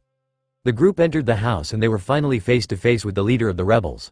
The leader looked at them and his eyes finally landed on Vivi. The man's eyes widened and he exclaimed, Vivi, what the hell are you doing here? The girl looked closer at the man and was shocked herself. Koja, you're the leader of the rebels. Vivi looked at her childhood friend in confusion and so did the man. It seemed like an eternity as the two stared at each other in confusion. None of them understood what the other was doing here. It seemed Cyril. Sanji leaned to Robin's side and said, so what is going on here? Is there some link that I don't know? Because from the looks of it, they seem to know each other. Robin shrugged, it appears so. I just hope their acquaintance is a positive one, not a negative one. Sanji nodded in agreement. If they had a previous negative interaction, it would make all of their hard effort to save Vivi's country go down the drain. The man now known as Koja, Vivi, what are you doing here? He then looked at the pirates behind her. He grabbed the girl and put her behind him. Were they the reason that you disappeared for 3 years? Koja held a sword in front of the three pirates' faces. Vivi quickly tried to calm down the situation. No, they weren't the reason I disappeared. The girl gently took the sword from his hand, kicking it away before adding, if anything, these pirates helped me come back to my country safe and sound after someone put my life in danger. The man looked at her and sighed, fine. He then hugged her. You made me worried. Even though you're my enemy's daughter, you're always a part of my group. The girl smiled at his kind words, but she then registered his words and said, Koja, my dad isn't your enemy. There's a much greater evil behind the scenes that have been playing you and my dad like a bunch of puppets in a wooden theater. The man sighed softly. He couldn't blame Vivi for defending her father. He was her father at the end of the day, but for the sake of this country's future, he had to get her on their side. If he managed to do that, maybe she'll take the rule and help stabilize the country. Koja opened his mouth to speak, but Vivi beat him to it. In the last 3 years I went undercover with Igaram in a secret organization that was working to destroy our country. Koja's eyes bulged out at her words. Are you insane? Did you lose your marbles? You could have died in your little adventure. Did the hits that Pell hit you with for your outrageous stunts finally manage to cause you to go crazy? The girl puffed her cheeks. Well, you aren't running a charity last time I checked. She then opened her arms and pointed toward everything in this room. You're the leader of the rebels. Your life is in much more danger than mine is. She then poked his chest, so what's with the hypocrisy? The two continued to argue back and forth with each other. Sanji raised an eyebrow. Are those two an old married couple or something? Chopper replied, I'm confused. Robin coughed into her hand. We're kinda getting off the topic here. Vivi then recomposed herself. Well, back to business. During those 3 years, I managed to gather enough evidence to clear my father's name and find out who's the real mastermind behind everything. The man looked at her skeptically but nodded for her to continue. Vivi carried on, I found out about this organization by chance but infiltrated its ranks. The man looked at her, and after 3 years of hard work, I finally managed to find the boss and the person behind everything that befell our beautiful country. Koja wanted to say that she was lying, but he knew that Vivi's disappearance 3 years and her sudden arrival here with pirates of all people meant that she was telling the truth. Koja sat down, and who's the SBAG that played us like violins like this time? Vivi bit her lip, you won't believe me at first, but I'm telling the truth. She took a deep breath and said, it's Sir Crocodile of 7 Warlords of the Sea. I've seen him with my eyes ushering his men to transport that cursed sand which caused our country to go dry. Koza was shocked, the country's hero, he couldn't believe it, but at some level deep down it made sense. The king suddenly turned against his people. The pirate comes and saves the day from the mad king who wanted nothing but to starve his people to death. Vivi replied, he's no hero. He's been working behind the scene to destroy Alabasta. The girl begged him, look, I know that there's no reason for you to believe me, but trust me when I say that I'm saying nothing but the truth. Koja then said, look, I believe you, Vivi. He rubbed his forehead, but we need proof to convince the others of Crocodile's betrayal of the country and his schemes. The girl pulled out a folder and said, this is everything that I managed to collect. Koja nodded his head. He then turned to the pirates and said, thank you for helping her, I'm in your debt. I just hope that I can salvage the situation before something worse even happens. Robin nodded her head, it's my pleasure to help you, but I think that the first thing you need to do is go and talk to the king to reach some kind of agreement to end the civil war before turning your attention on Crocodile. The man nodded and Robin then said, well, I suppose it's time for us to leave back to the ship. They walked outside only for Koja to yell, wait a moment. He ran for a bit before coming back with a camel. This camel will help you navigate the desert, though be warned. Everyone saw the camel giving both Vivi and Robin a goofy smile. It's a little bit perverted. Robin couldn't help but laugh at this sudden development. She thanked Koja for his kindness and they began their trip back to Nanohana hoping to be there in time. Koja sat alone shaking his head. He was a fool. He remembered his father's words when he began the resistance. How he told him to trust the king of the country, so what did he do? Fall like an idiot into Crocodile's hands. He looked at the evidence and scoffed, hero of the country, my ass. In another part of Kotoria, the man who led Vivi and her group to Koja was dialing a number on a Den Mushi. He waited for the other end to pick up. A few seconds later, a rough voice came through. What do you want and why are calling me in the middle of the day? Didn't I tell you to only call me in the middle of the night? The man shivered a little bit. I know sir, but I have very important news that you need to hear. Crocodile hummed on the other side of the line. Fine, tell me what do you have? He then added, but if it isn't worth my time, there's no need for me to tell you what's going to happen, right? The man stuttered, why yes, sir. He then calmed himself, sir, the leader of the rebels knows everything about you. The man heard a crack from the other end. Crocodile then asked, and do tell who dared to betray me and tell him everything. The man replied, no one betrayed you, Mr. Zero. He stopped for a moment, but added, it was the princess. She came back and talked with the leader of the rebels. She managed to convince him of everything. She was a group of pirates. Crocodile frowned. Mr. 3 has told him that the group of pirates were eliminated and he had captured Nico Robin like he was ordered to. This caused a new set of complications that he needed to attend to. Crocodile then asked, is there anything else that you need to tell me, so I can stay updated? The man then said, yes sir, I heard that Koja is planning to go meet with the king to end the civil war. I don't know when, but I think that it's in the next 2 days. Crocodile hummed a little, thanks for the warning. You did a good job. He then said, now, go away and act natural. We don't want anyone to suspect anything, understand? The man replied, yes, sir. As you wish. Crocodile promptly hung up the phone leaving the man alone in the desert. He then began to walk back to the rebels' base. Back in Nanohana, Smoker sat in the place where the Straw Hats were previously. He was thinking about the conservation that he managed to learn from some of his men. They heard the Straw Hats talking about helping someone named Vivi, but the only Vivi he can think of is the princess of this country. He also heard from some reports that a girl with blue hair was spotted following the Straw Hats. So, this poses the question. What is a princess who went missing 3 years ago doing with a new bunch of newbie pirates? Did they kidnap her for ransom? Did she abandon her throne for a life of piracy with them? So many questions with little to no answers at all? Tashigi came up to him, is there something on your mind, Smoker? The man replied, I'm trying to think of a reason why Straw Hat would be here. Tashigi asked, should there be a reason? The man nodded his head, yes, I think there is a reason for his presence here of all places. The girl looked at him in confusion, what do you mean, Smoker? Don't pirates usually come here to have supplies and then set off to the ocean to sail? The man nodded, that's usually the case, but there have been reports of a blue-haired girl. The girl tilted her head in confusion, what does that mean? I mean it could be a new crew member. That's nothing to worry about. She then noticed the man shake his head. He replied, no, this girl is important. She's the princess of this country. Remember the girl that one day disappeared from the face of existence 3 years ago? Toshigi nodded, remembering the news about Princess Vivi. Well, that girl was the same person that the reports say she was traveling with Straw Hat Luffy. Toshigi asked, do you think that she's the reason why Straw Hat came here to Alabasta? The man nodded, I think that she's the reason why he came here. She looked toward the sea, the other reason I think he came here is due to Crocodile messing with this country. The girl asked, but isn't he a warlord of the sea? Isn't he on our side? Smoker scoffed, remember something, that a pirate is a pirate no matter what. Somewhere in the sea along the western shore of the port of Nanohana, Luffy was chatting with his crew. Everyone looked at him with a weird look. Zoro was the first person to ask the boy, that person is your older brother? Like your older brother? He couldn't bring himself to imagine another Luffy.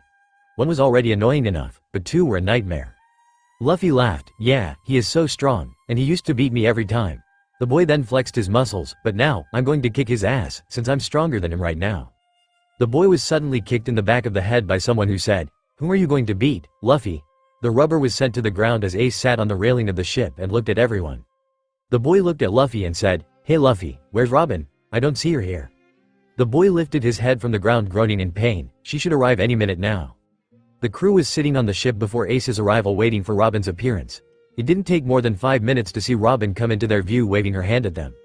Luffy then decided to bring her and the others over, so he stretched his arms and grabbed the girl with the others, and yanked them onto the ship. Vivi, Sanji, Chopper, and the camel were all crying in fear as they soared through the sky. Robin on the other hand was having the greatest time of her life. Once they arrived at the ship, Chopper went flying into the kitchen. Sanji was stuck inside the mast of the ship. Vivi was caught by Ace at the last moment, the camel was clinging to the railing of the ship, and Robin was being held by Luffy princess style. Luffy smiled at Robin letting her down. So how did it go down? Did you manage to convince him to stop this war thing? Robin nodded and explained briefly to him what happened. Luffy smiled, that's A. He was then hit over the head by Sanji, Vivi, Karo, Chopper, Nami, and Ace who all yelled at him, you idiot, not all people are made from rubber like you. The boy quickly apologized to them to avoid further pain. He then looked at Ace and said, so Ace, do you have anything to tell us? How's your crew? Did you become Pirate King yet or did you decide to join my crew and serve me? The rubber boy laughed happily. Ace laughed a little before smacking Luffy's head, in your dreams, rubber boy. He then looked at both Luffy and Robin. Hey, did you both become a couple or not?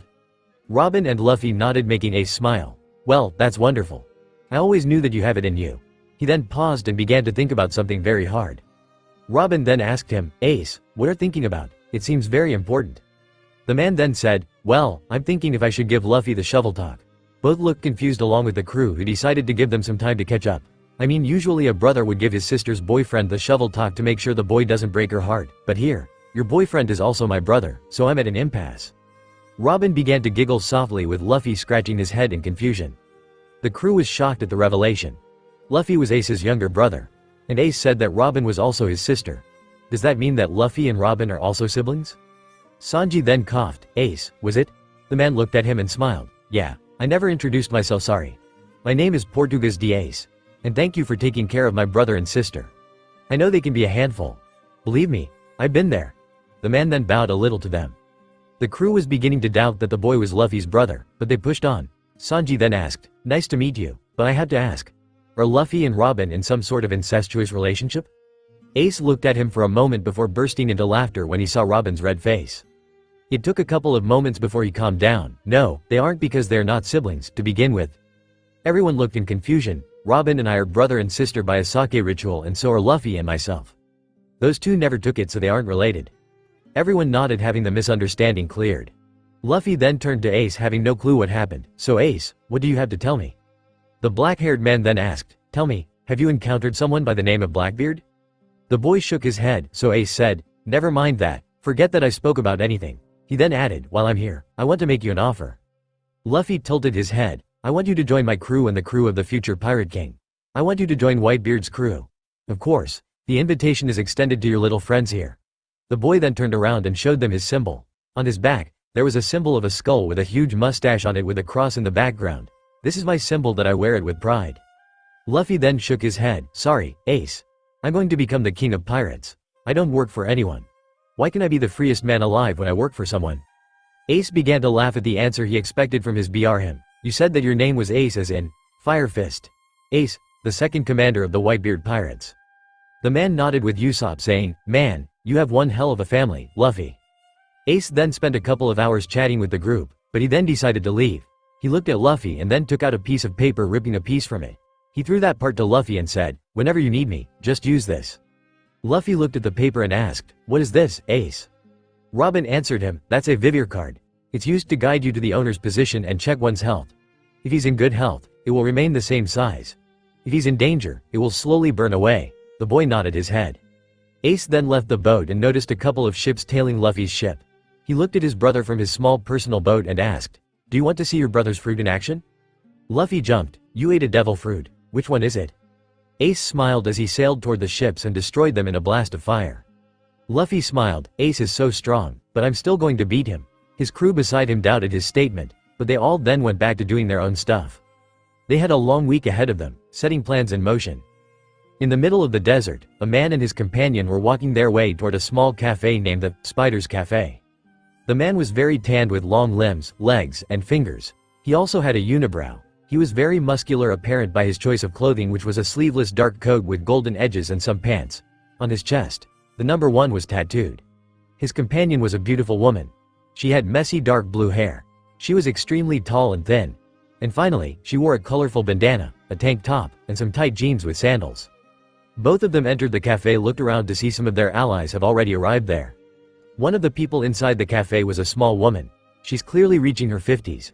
She had messy red hair and also wore a white dress with a Christmas necktie. Standing next to her was a mountain of a man who had blonde hair. The man wore a green uniform and had a bat attached to his back. Next to them was a small grayish dog. The young female walked up to the older one and greeted, "It has been a while since I last saw you, Miss Christmas, or do you prefer Dorothy?" She then looked at the older woman's companion. "How are you doing, Mr. Fore?" Is old Dorothy still giving a hard time? The young man, now known as Mr. Fore, replied, "I'm doing fine, it's fine." He talked in a slow manner, causing his partner to hit him. "Talk a little bit faster. Will it kill to do it?" Mr. Fore seemed to space out for a bit before he registered what she said. "Okay, I'll do that."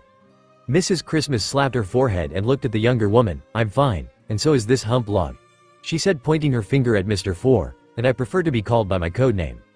The younger lady looked at her partner. "Do you see that, Bones? Old Dorothy thinks that she's too good for us. We can't call her by her first name." The man eyed his companion. "I support her decision, but as long as we're in our Baroque Works costume, we must address each other by our code names." The woman laughed. "Well, the joke's on you, Mr. One." The man raised an eyebrow. "We're not in our Baroque Works costume, so I can call you both by anything I want or think of." She then looked at the bar of the cafe. "Plus, this is my cafe. How the hell did you two manage to get in when the door was locked?" she asked Dorothy. Dorothy shrugged. "I have my ways, but Mr. Fore was sure as useless as heck when it came to the infiltration." The old woman rubbed her chin. "Do you have any idea why Mr. Zero called all of us today, Miss Doublefinger? This rarely ever happens." The young woman, now known as Mrs. Doublefinger, shrugged. "I have no idea, but please call me Zala inside this place. It would raise less suspicion." The older lady nodded as the doors to the cafe were opened by a kick. Mr. Two jumped into the place and began to dance around. "Hello, my beauties. It's been a while." He began to run from one place to the other, greeting them. "I missed you all. I hope you missed me." He went to Mr. One, but the man pushed him away. "Control yourself, Mr. Two. Our transport will come at any moment to take us to meet Mr. Zero." Everyone looked baffled. They never met the boss before. The only contact they had with him was through their Den Moshi. Dorothy squawked, "Are you sure that we're going to meet him, Ba? This never happened before." Mr. Two and Zala nodded, with the latter adding, "It seems that there is something big happening if he wants us to meet him in person. Do you have an idea what's happening?" Mr. One shook his head. "No, he just said that he wants to see us. He didn't add anything else." Mr. Four then said, "Mr. Three, not coming." This caused the others to look around in confusion. Usually, Mr. Three was the first person to arrive at meetings, but he wasn't there yet. They heard a sound coming from outside. Mr. One then said, "Get ready. We need to move." Mr. Two interjected, "But don't we want to wait for Mr. Three and his partner? If we leave them behind, Mr. Zero might kill them because they didn't arrive on time." Zala retorted from the side as she finished changing into her work outfit, which was rather provocative. "If they didn't show up on time, it's his fault. This isn't some friendship meeting." Mr. Two sighed and walked to the carriage. The others followed and sat inside the carriage. What they didn't know was under the carriage was Mr. Three hanging on it. The man began to laugh. "I'm going to convince Mr. Zero to give me a second chance to prove my loyalty." Mr. Three never knew about Sanji's fake report to Crocodile, so he thought that Crocodile was dissatisfied with his work and sent people to kill him. He wanted his venture to prove to the man that he was still useful. It took them about 2 days, but they finally reached their destination. It was none other than the rain base. The city was considered the economic lung of Alabasta. They were taken to Crocodile's casino in the city and were escorted to a special room under the ground while Mr. 3 stayed outside trying to find his way in. The officers waited inside the special room for hours, which began to annoy some impatient members of the group. Mr. 2 yelled, "Come on, what's the wait for? I can't take it anymore." He then began to slam his hands on the table. "I'm a swan. You can't tie me down like this." He then began threatening the others. "Do you want me to dance like a swan on the table?" Mr. 4 saw this as entertaining and laughed at Mr. 2, while Zala said, "Calm down, Mr. 2. She looked at the stairs. "I'm sure the boss will be here any moment now." Mrs. Christmas added, "Yeah, stop all this slamming on the table." She put her hand on her back. "It's hurting my back. Mr. 4 now has to make me a massage after this is done." A voice then came from a chair at the top of the table that they were sitting at. "You're quite the rowdy bunch, aren't you?" The chair then turned, revealing a man. Everyone looked at the huge built man walking down the stairs. He had a cigar in his mouth. His hair was colored black. He had a scar that stretched across his face. He wore a fancy suit with a black overcoat on the suit. On his left hand was a huge golden hook. Most of them lost the color in their faces when they saw one of the warlords of the sea sitting right in front of them. Only Mr. 1 was able to mutter, "Crocodile? You're Mr. 0? The man then said, "Throughout the years, you all contacted me through the Den Moshi. No one ever saw my face to make sure that the Marines didn't suspect me." He then smirked, "But there's no need for that anymore because Operation Utopia is upon us. Baroque works, last mission." Everyone was still shocked as Mrs. Doublefinger said, "But why is one of the warlords of the sea here? Plus, aren't you the hero of this country, or was it a facade?" Mrs. Christmas added, "So, we've been working for some big shot all this time." Mr. 2 exclaimed, "Are you kidding? We've been an underling for a pirate all this time?" Mr. 1 crossed his arms and stared at the man with a nervous look. "You're really our boss?" Crocodile's expression darkened. Dissatisfied, everyone felt a chill travel down their spines, so they only looked at the table hoping to avoid his wrath. They definitely didn't want to test their luck against a warlord of the sea. Mrs. Doublefinger gulped and explained, "It's not that we're dissatisfied, but confused as to why you need us. The 7 warlords of the sea are usually allowed to do whatever they want." Crocodile relaxed. "I suppose that's a good question, so allow me to explain." He then put out a cigar and put a new one in his mouth. "What I crave isn't money or status in this country, but something much bigger and greater than any of you could hope to comprehend." The man talked, "All I want is military might. This country happened to be the place where I can find it. I can't go too much into the details, but now that you will be rewarded handsomely when all is said and done." Mr. 2 got excited. "You mean that there's a strong military force here in Alabasta?" He then exclaimed, "When can we begin? I want to Hee country?" Mr. 1 surmised what Crocodile told them. "So, our final job is to carry out certain missions that will help us take over the country." The man hummed a little. "All right, when do we begin?" Crocodile nodded his head. "As we speak, I sent messages to every member of Baroque Works, whether be it in the army or in the rebel army, to ready themselves for the downfall of Alabasta." He then handed each of them a piece of paper which they opened and read. Each member of the officers then burnt the papers they had after receiving their orders. Crocodile said, "A week from now, I expect you all to do as you were ordered in these papers." The man smirked. "When all these orders are carried, the country of Alabasta will be destroyed. The cornered rebels and the civilians will fall into our hands." The man then made his paper crumble with the other officers looking at him. "Just in one night, Alabasta will be no more. Only our Utopia will exist in his place." The man looked at the agents. "A week from now, Operation Utopia will commence at 7 in the morning. Make sure not to fail." Crocodile noticed Mr. 1 looking at him, so he asked, "Anything bothering?" The man shook his head. "No, I was wondering why a week from now, why not tomorrow?" Crocodile nodded at the question. "A valid question. It's because we're missing a piece of our puzzle to take over the country." The man laid back in his chair. "Years back when I first founded the organization, I needed someone special to help me acquire the power I need." He then took a puff from his cigar. "That someone made world news. Do you guys remember the incident of O'Hara? When the island of knowledge was about to be blown sky high?" Zala nodded. "I was still a young girl back then, but I read about it. What's so special about it?" Crocodile carried on. "It's not the story that's special. It's one of the people involved that quibbed my interest. I won't go into further details, but 3 years ago, I sent 3 agents of mine to kidnap her, but her daughter and a boy stopped them. It was disappointing, to say the least, but before I can sink the agents in the sea, one of them told me that her daughter was planning to set sail in 3 years and she had the same set of skills that I wanted from her mother. He looked at them. I was able to confirm that she was in the country a while back. I will send one of you to go and capture. Make sure to keep her alive. She's an important part of Project Utopia." The man then said, "Meeting adjourned." He then smiled darkly. "Pray for victory." A voice from the top of the stairs said, "I would request if you held your plan for a little bit, sir." Everyone looked at the top of the stairs and saw Mr. 3 standing there. Mr. 2 jumped exclaiming, "Where were you all this time?" He then shook his head. "Forget about that. How did you come here in the first place?" Mr. 3 tilted his head. "Simple. I hitched a ride on your carriage that carried you here." Crocodile looked at Mr. 3. "Need I ask you why you were late to the meeting?" He then frowned angrily. "Or why the princess is still alive after you claimed to have killed her? Because of your unconfirmed kill. She managed to meet with the leader of the rebels, which set back our plans for a week." Mr. 3 walked forward. "I just came here to ask you to give me another chance to kill the princess and her companions. Please allow me to rectify my mistake and failure of carrying out my mission." Crocodile looked at him curiously. "Rectify your mistake? To which mission are you referring?" Mr. 3 replied nervously, sweat dripping down his face. "I'm referring to the Straw Hat Kid and his crew which I allowed to escape." Thick silence enveloped the room as Crocodile stared at Mr. 3 with killer intent in his eyes. The warlord yelled, "Are you saying that they escaped from your hands?" He then stood up. "Are you saying that they are all alive and you didn't kill them?" Mr. 3 was lost, not knowing what to say, but Crocodile carried on. "What about the report that you gave me back on Little Garden when we talked through the Den Moshi?" Mr. 3 blinked in confusion. "Sir, I assure you that there must be some misunderstanding." The man gestured to himself. "I never used the Den Moshi back in Little Garden." Crocodile was confused. He can still remember perfectly the call he had with the man who he thought was Mr. 3 back then. He thought for a moment that the same person was responsible for the Unlucky's disappearance, but shook the thought away since they went off the grid before Little Garden. This didn't the fact that there are people who know his identity. The man sighed a little. "Well, whatever. At least, you managed to kill one or two of them." Mr. 3 gulped a little. "Well, about that." Crocodile raised his eyebrow. "I didn't kill any of them." Crocodile glared at him. "What?" This made Mr. 3 stutter in fear. "I swear I will kill them this time." But back there were unknown variables. He began to wave his arms in a panic. There was a blonde-haired man and a long-nosed boy. They both took me by surprise. Crocodile gritted his teeth as he growled in a low tone, "Why you?" Mr. 2 yelled, "Zero-chan, can you please explain to us what is happening here? We're all confused." Crocodile looked at the Okama and said, "First, don't call me that. We aren't friends. Second, there was a group of ragtag pirates. A new group of rookies came from East Blue and managed to befriend the princess.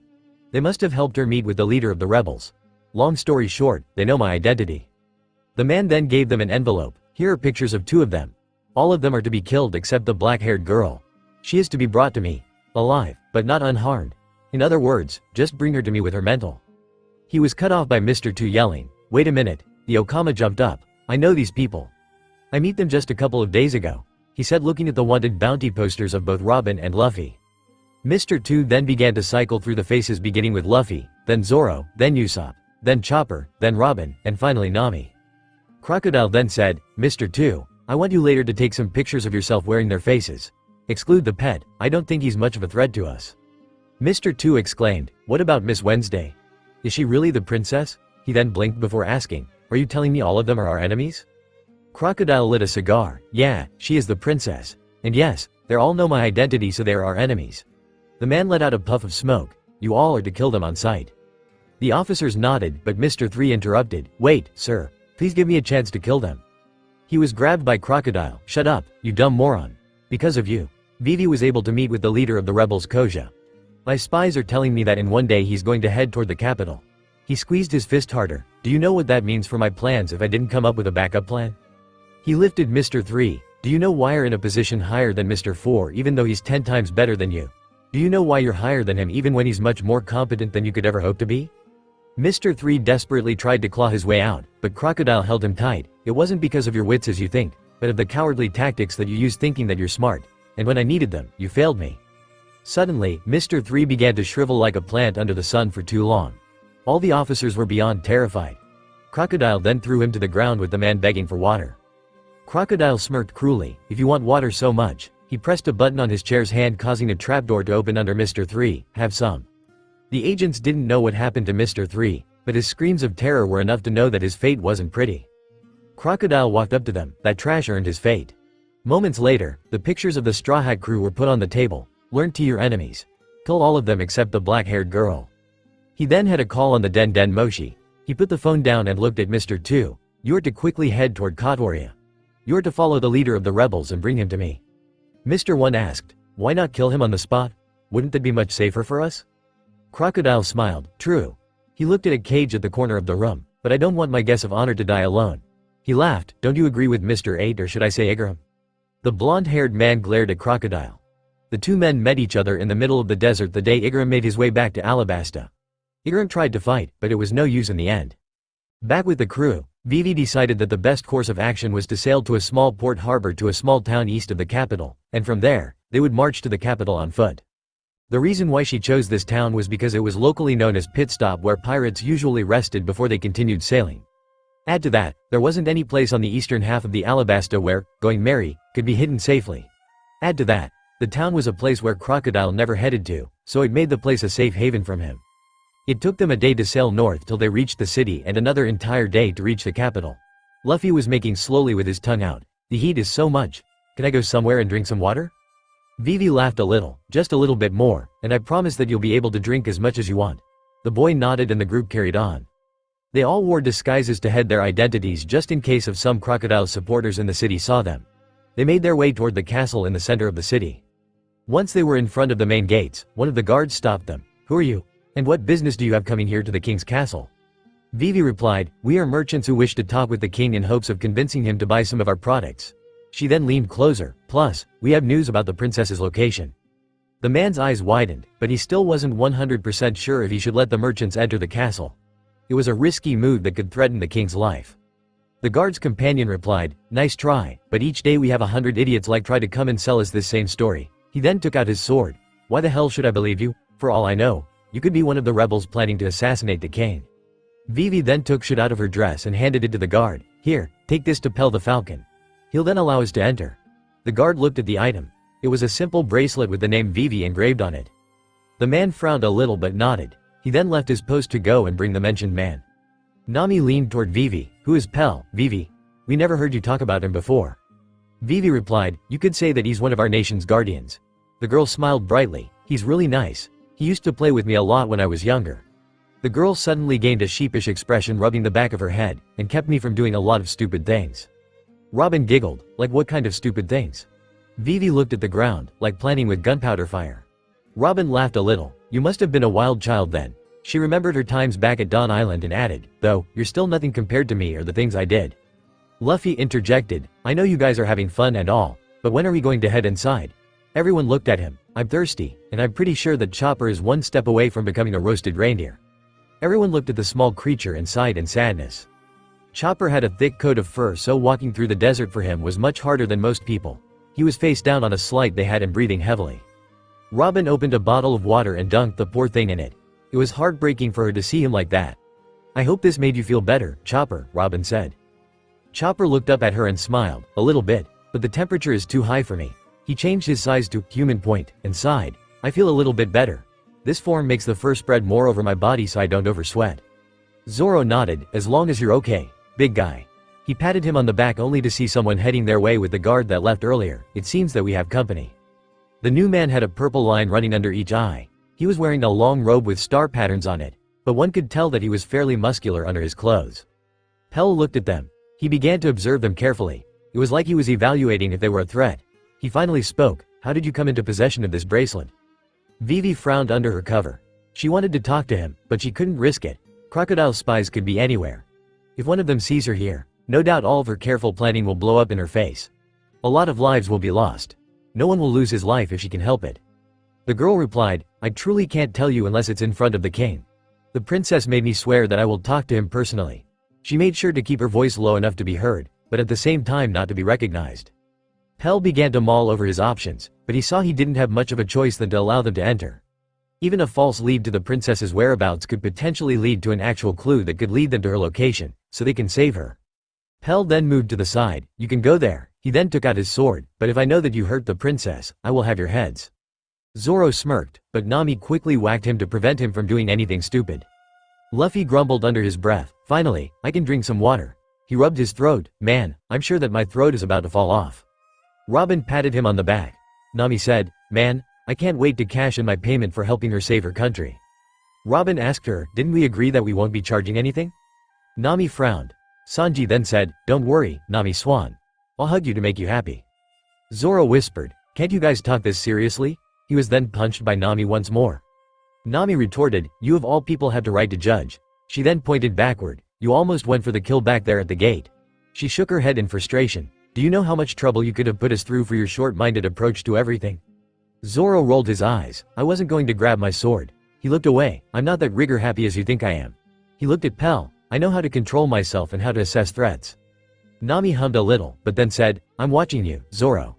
The man in question deadpanned at her and continued walking forward. They finally reached the king's hall. Vivi's father sat in front of them on his throne. Vivi's father Cobra was a man of average height. He had a wrinkled face with a tied beard. He also had long black hair. The man stood up and asked, You have information about my daughter's whereabouts, correct? She's been missing for years. Please tell me. Vivi looked around. I'm sorry, but I can't tell you unless we're alone. She looked at Pell, who tensed. Pell can remain, however for the other guards they must leave the room. She took a dark tone. If I tell you, word of her whereabouts might reach those who wish harm to you and your daughter. The king was facing quite a dilemma here, but he conceded. He ushered his guards to leave. They began to protest, but eventually, Pell managed to convince them to leave. Once they left the room, Pell walked toward the group. They have left. He looked at them impatiently. Now stop wasting our time, and tell us where she is.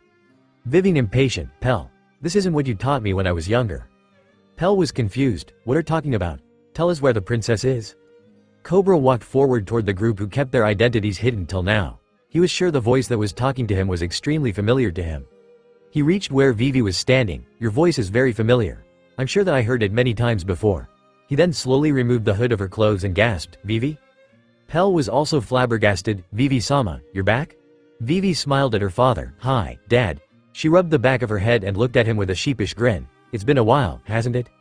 The man forgot everything and quickly went to hug her and began to cry. Thanks the heavens that you're okay, Vivi.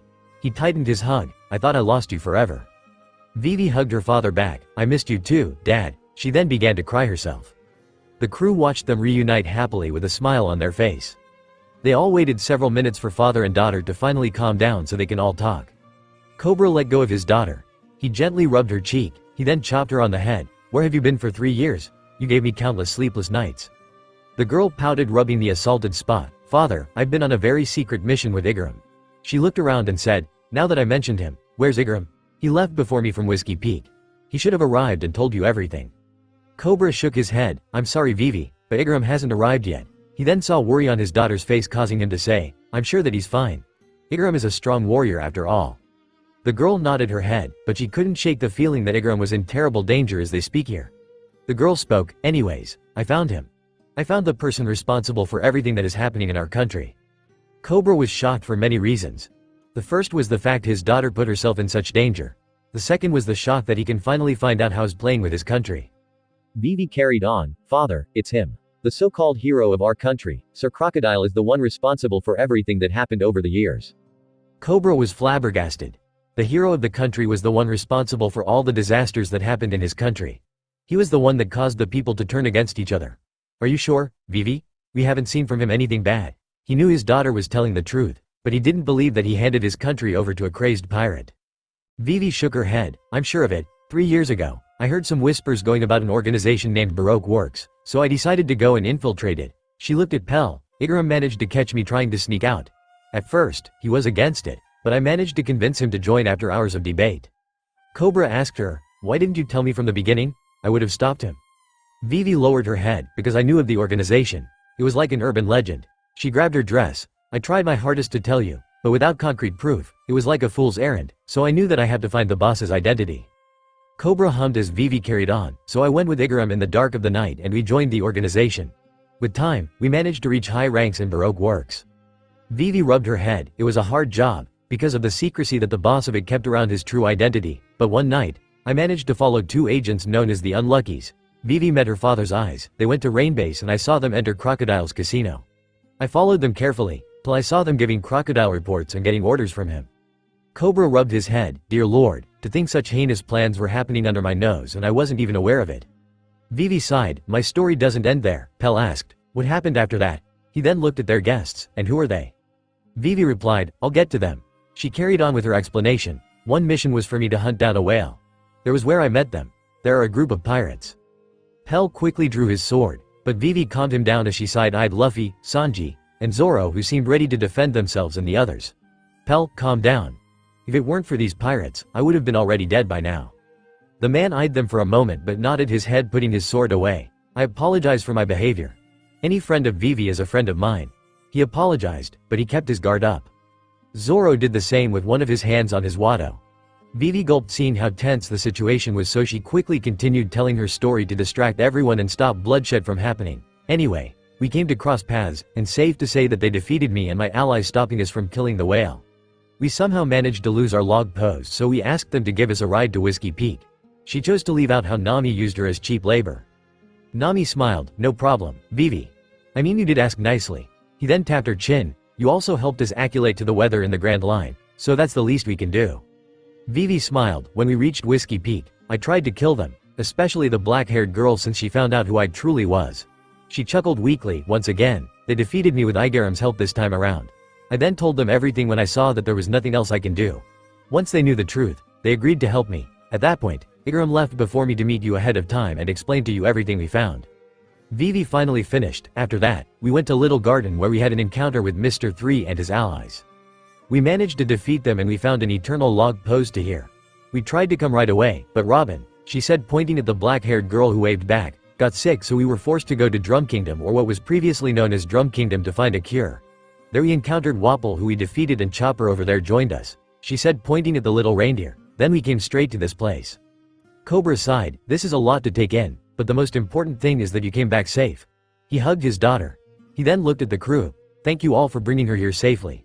The kingdom of Alabasta will be forever in your debt. Luffy blushed. Ah, stop.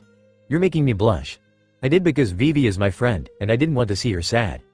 Vivi then added, Father, I forgot to tell you something.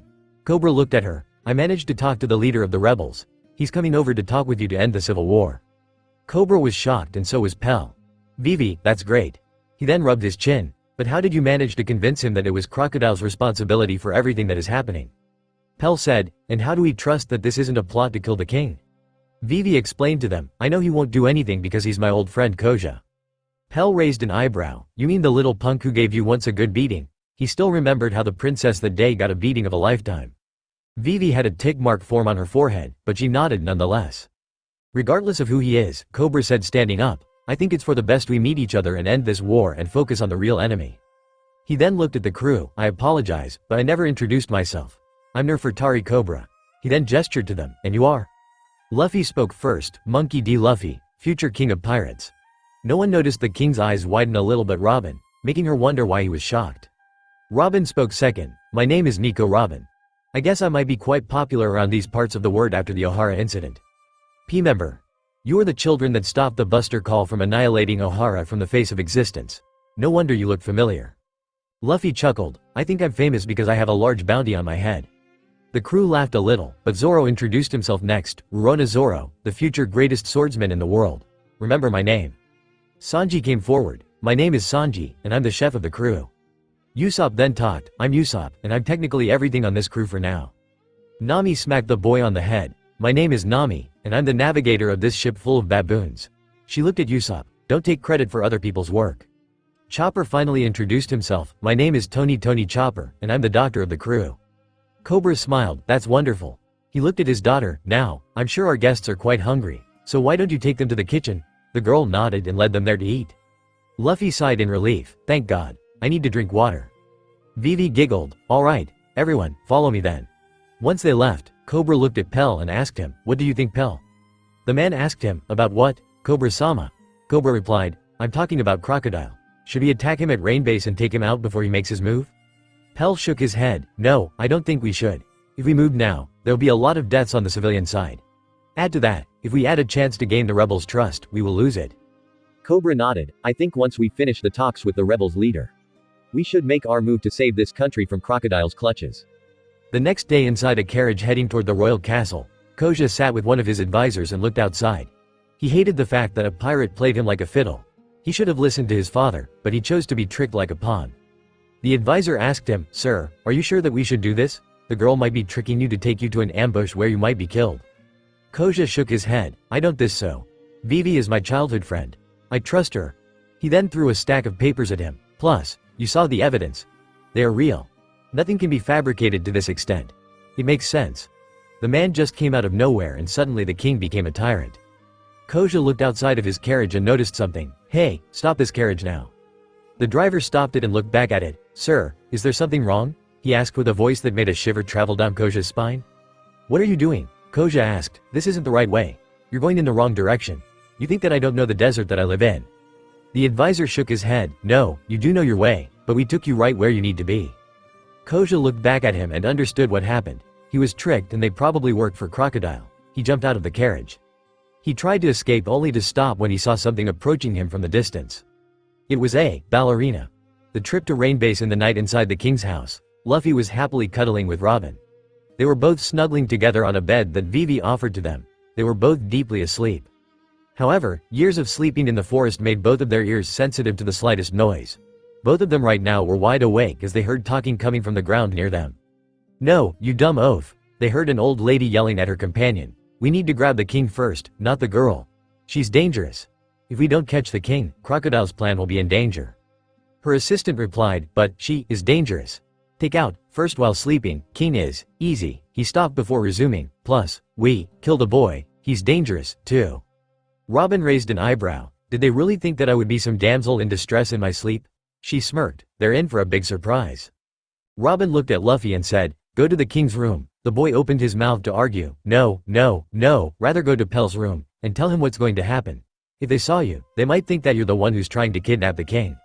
The boy replied, but what about you? You could be in danger. The boy saw the girl pouting and looking away. What did I do? I didn't hurt your feelings, did I? The girl laughed a little. No, but I don't really like it when you downplay my abilities. She pecked his cheek making him look the other way, but I appreciate your concern. She then patted him on the back and said, it seems their argument is coming to an end. She pointed to the door and ordered him, now, go wake up Pel to protect the king. The boy nodded his head and slowly made his way out of the room to tell Pel what they heard. Robin then heard the woman say, fine, we'll grab her first and kill the brat. She hummed a bit. Perhaps, we can also kill the other brats while we're at it. This will the boss's mission much easier. This made Robin wonder how they knew that she was with Luffy in this room in the first place. The girl shook her head. That was a question for a later time. The girl quickly went to a dark corner of the room and hid in it. The ground then began to shake as the clawed hand would its way through it. Suddenly a humanoid mole popped from the ground. Robin could tell from its looks that it was an old woman. She looked around for a moment. Mrs. Kirstmas then yelled, didn't you say the informant said she was in this room? Did you get the wrong one, you idiot? The woman made her way out of the hole only for another person to exit it. He was a huge man with a cannon and a bat strapped to his back. Mr. Fore looked around confused. I'm sure. Miss Christmas yelled at him, you fool. Look around. She isn't. Suddenly, she was restrained. Mrs. Christmas looked at her partner to see at least 32 disembodied hands holding him in place. A voice then said, both be quiet and good, or else I'll break your backs. Mrs. Christmas yelled, who the hell are you? And let me go, I have a job to do. Robin retorted, consider that your job is done. She tightened her grip on them making their backs twist and bend in horrible ways. Any suspicious movements from any of you clowns and I'll break your backs like twigs before shattering them to pieces. She gave them a dark look. Understood? The two nodded their hands. Mr. Ford tried to reach for his cannon, but a tug on his back made him wince in pain. Sorry, he said in pain. He winced even further when 10 more arms appeared on his body and restrained his arms. Moments later, Pel arrived with the king, Vivi, the crew, and some guards. Both assassins pale, but they still have an ace up their sleeve. If they can play it right, they can at least escape but would have to face the wrath of their boss. It was a lose-lose situation on both ends, but at least they can keep themselves out of prison. Perhaps they can escape, but that would make them on Crocodile's shit list even further than reporting failure. Cobra looked at them shaking his head. To think that you try to ruin the lives of millions for money. He shook his head and ordered his men to take him away. Mr. Fore and Mrs. Christmas were then restrained heavily, but 2 soldiers put their swords on the woman's neck given that she had a devil fruit. If she tried to make any funny move, she would die or be at least injured severely. Revert to your human form and no funny movements. The woman does so and the guards lead them out, but she stops for a moment saying, don't think this will stop the boss. He foresaw something like this and he has a backup plan in case. She was then pushed outside causing her to grumble about her being an old lady.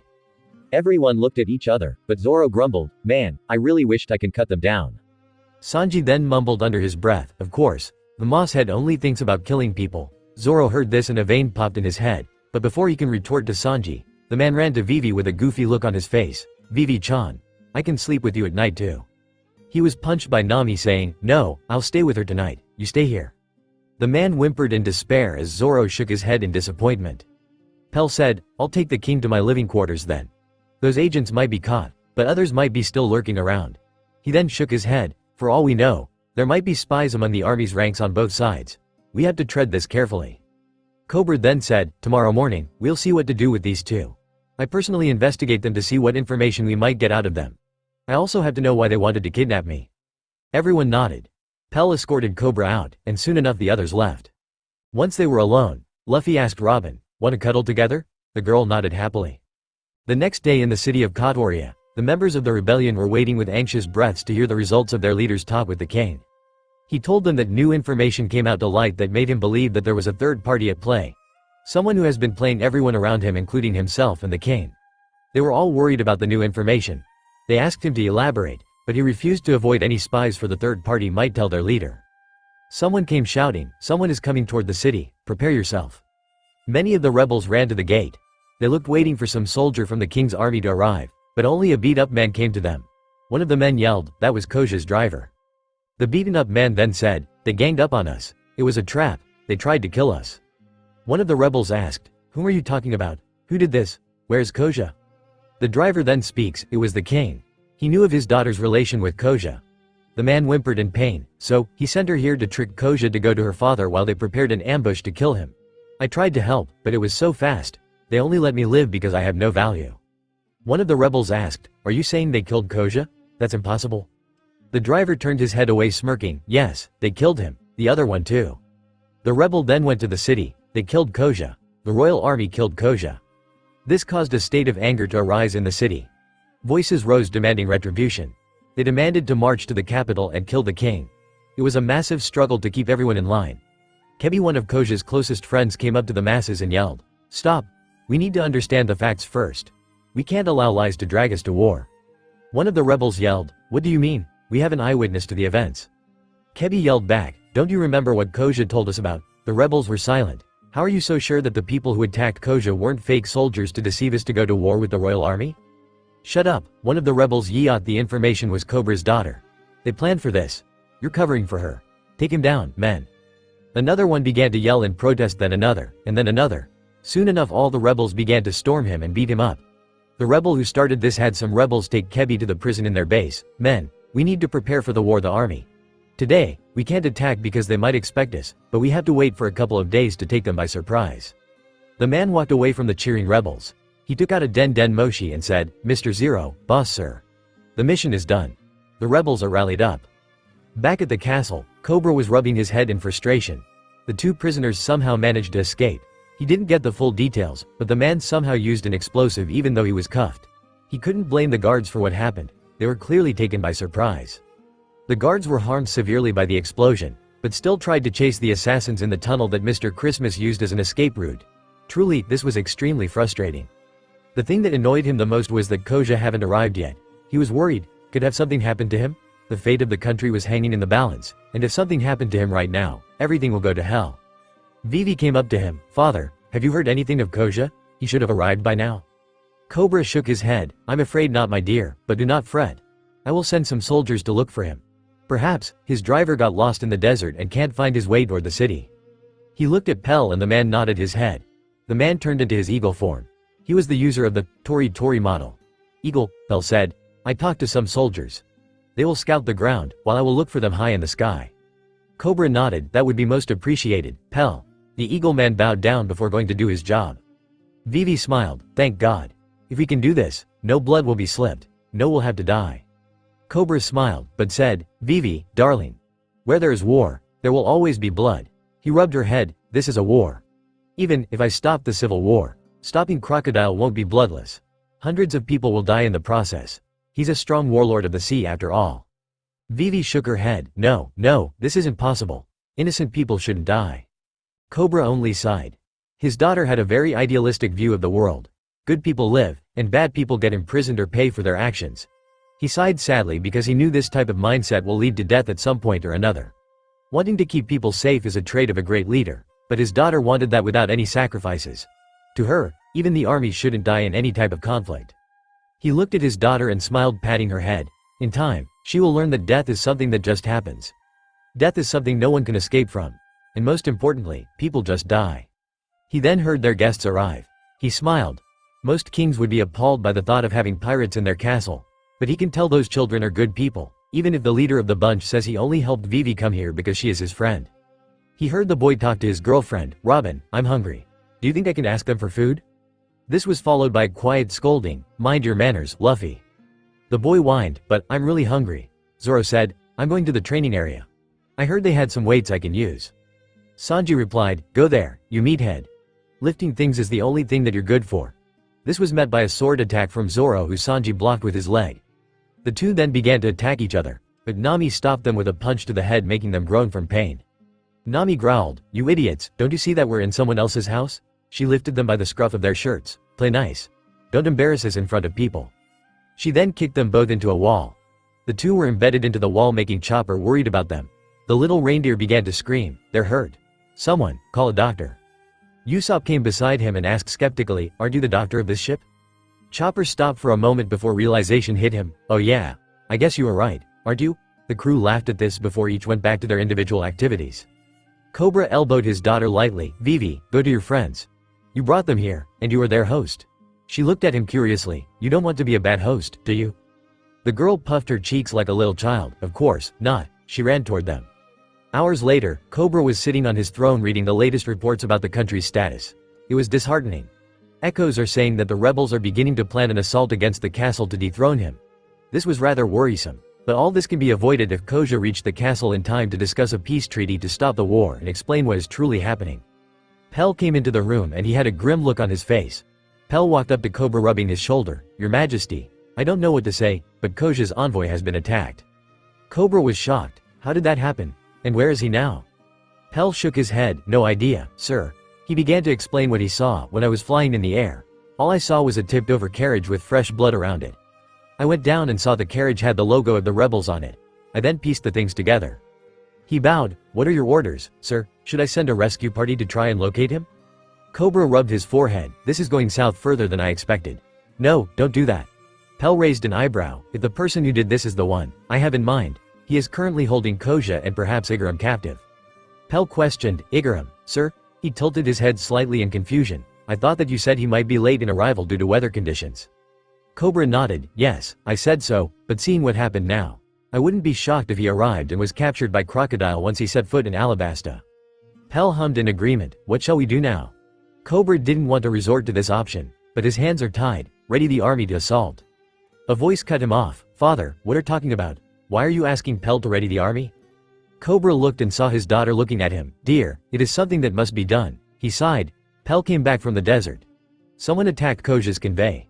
There is a chance whoever did this to him has taken him hostage. I believe Crocodile is behind this. I truly. Vivi then argued, but can't you do this without the army? I'm sure this whole thing can be solved peacefully if we try hard enough. Attacking Rainbase is a huge mistake. It is very populated with people. Even if you succeed, Father, the aftermath and the deaths will cause people to lose trust in you. Cobra knew this, but things were already beyond a peaceful resolution. Cobra shook his head, Vivi, darling. As we speak, the rebels are planning to attack the capital in a few days.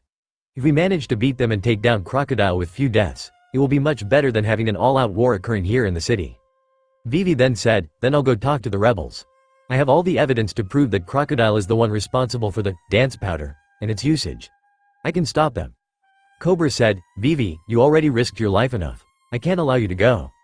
Viv interjected, I'll take my friends with me. They'll help me reach Kotoria and I'll talk with them. Cobra looked at Pell who crossed his arms in refusal and shook his head. Cobra sighed, alright if you manage to make them agree, I'll allow it to happen. Vivi smiled, alright, I'll be right back. She ran others who were in the dining hall after a long meal talking with each other. Pell said, Sir, are you sure?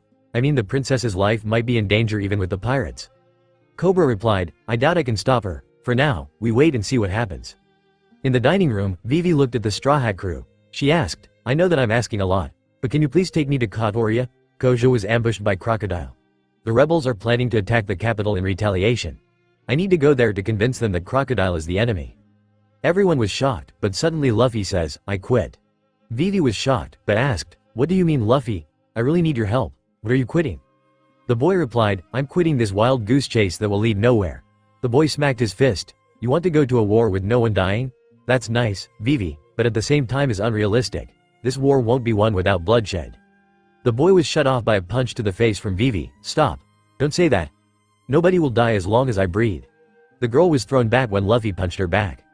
He asked her, and how are you planning to do that, if you aren't willing to risk anything? The girl began to punch back, why'd I need to risk people's life? The girl carried to wail on him, no one deserves to die, especially if they're innocent.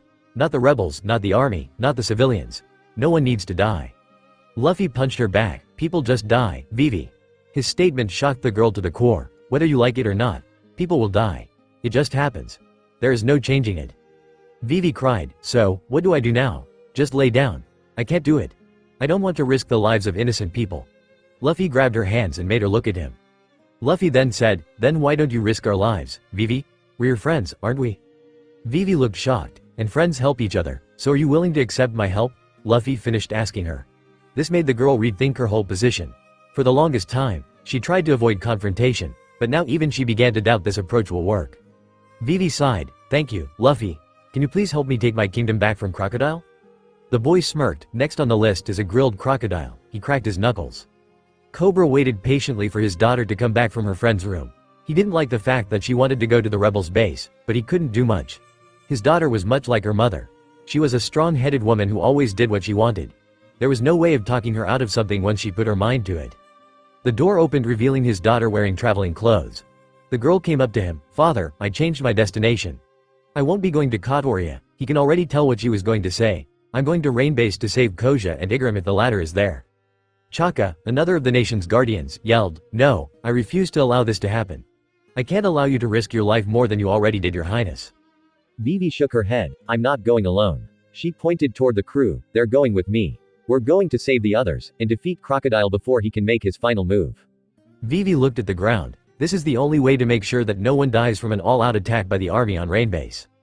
Vivi looked at her father, Dad, I know that you don't like this, but this is the only way to save as many lives as possible. By now, I'm sure that most of Rain Base is swarming with Crocodile's men. They could attack both the army and the civilians, making the death toll even higher. Cobra sighed, I accept.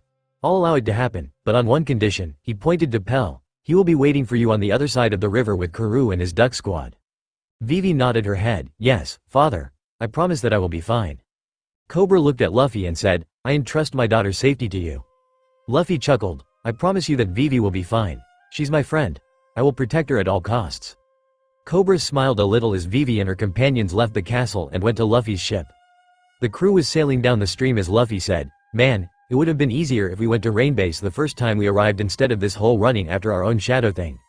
Vivi sighed. She knew he was right. Had they gone to Rain Base from the moment they arrived, they would have saved a lot of time, but now Crocodile could be planning to do his move any moment now and nobody has any idea about how to stop him. Robin said, true as that may seem, but now we can plan how to defeat him. She then looked at Vivi and said, do you know what type of powers he has? He then made a phantom hand appear on Vivi's shoulder, a devil fruit like mine. Vivi took a thinking position, I think I heard he had a devil fruit that affects his environment, but I'm not sure what it is honestly. I heard that he once turned an entire island into a desert. Robin paled a little. She looked at Luffy, but he only smirked. She sighed, just be careful, Luffy. She went and hugged him from behind, I don't want to lose my Pirate King. Luffy laughed and kissed her cheek, don't worry about that, he flexed his muscles, when I'm through with him, he'll be mummified in the desert sand. Robin laughed a little. They both went to help Nami with navigating the ship. Vivi smiled and looked into the distance, I will defeat Crocodile. I won't allow him to ruin my country anymore. It took an entire day to reach the other bank of Alabasta. They hid the ship in a small canal beside the west bank of the kingdom. The crew was now getting ready to begin their march toward Rain Base, but they were faced with a rather silly challenge. In front of the ship were a bunch of turtle-like seals swearing it and yelling at it. Usopp approached Chopper and asked him, what are their problem? Chopper then said, they say that they want to fight the strongest fighter on this ship. He listened to them talking, since we trespassed on their land. They want to beat us black and blue. Usopp then smirked, well, that shouldn't be too hard. I did manage to beat around 70 million dragons once with one shot and freed any army of puppet slaves by shooting their master without looking at them. I just sensed their master and I shoot them. Chopper's eyes sparkled. Really? Did you do all, Usopp? The long-nosed boy nodded. You're so cool, I wish I can be just like you. Usopp rubbed Chopper's head, don't worry about it, Chopper. The boy puffed his chest, stick with me, and you'll become someone great like I am. You'll become. Luffy snickered from the side and whispered into Usopp's ear, a great lair. Usopp unconsciously parroted what Luffy told him, a great liar. He then stopped and glared at Luffy and began chasing him around the boat until Nami gave them a dose of her fists. Usopp then returned to the matter at hand and jumped to face the seals. Vivi saw them and yelled, "Don't do it, Usopp. They're kung fu dongs, and the girl wasn't fast enough because Usopp was beaten soundly by the animals, strong." Zoro looked at the boy with a sweat drop. "Seriously, they defeated you. This is kinda sad." Luffy then jumped down and said, "It's my turn now." He then went to fight the dongs. Vivi yelled, "Don't fight them. If you win, the girl wasn't fast enough." The kung fu dongs were now bowing in front of Luffy, "Follow you everywhere." Zoro said, "You kinda slow on the input, aren't you?" Vivi only chuckled awkwardly, but couldn't deny the accusation because it was partially true. It was a true pain to get the dongs to stop following Luffy, but in the end, the crew managed to bribe them with half of their food supply to stop following the crew. The water creatures would die in the hot desert. The walk in the desert was tough, but the girls had it easy. The camel that Koja gave Vivi only ate on him. The boys looked at him with anger. They were all tried, but the camel refused to even give them a lift for a small minute. Sanji looked at Luffy. "Hey, Luffy?" The boy looked at the blonde man. "You seem deep in thought." Luffy shook his head. "I'm sorry, but I was wondering if we can eat camel meat today." Sanji looked back at the camel. "I suppose camel's meat would be fitting for this environment." Nami yelled, "Hey, stop scaring eyelashes." She hugged the camel and said, "I won't allow you to hurt him. Just because he's a gentleman, doesn't allow you to be jealous of him."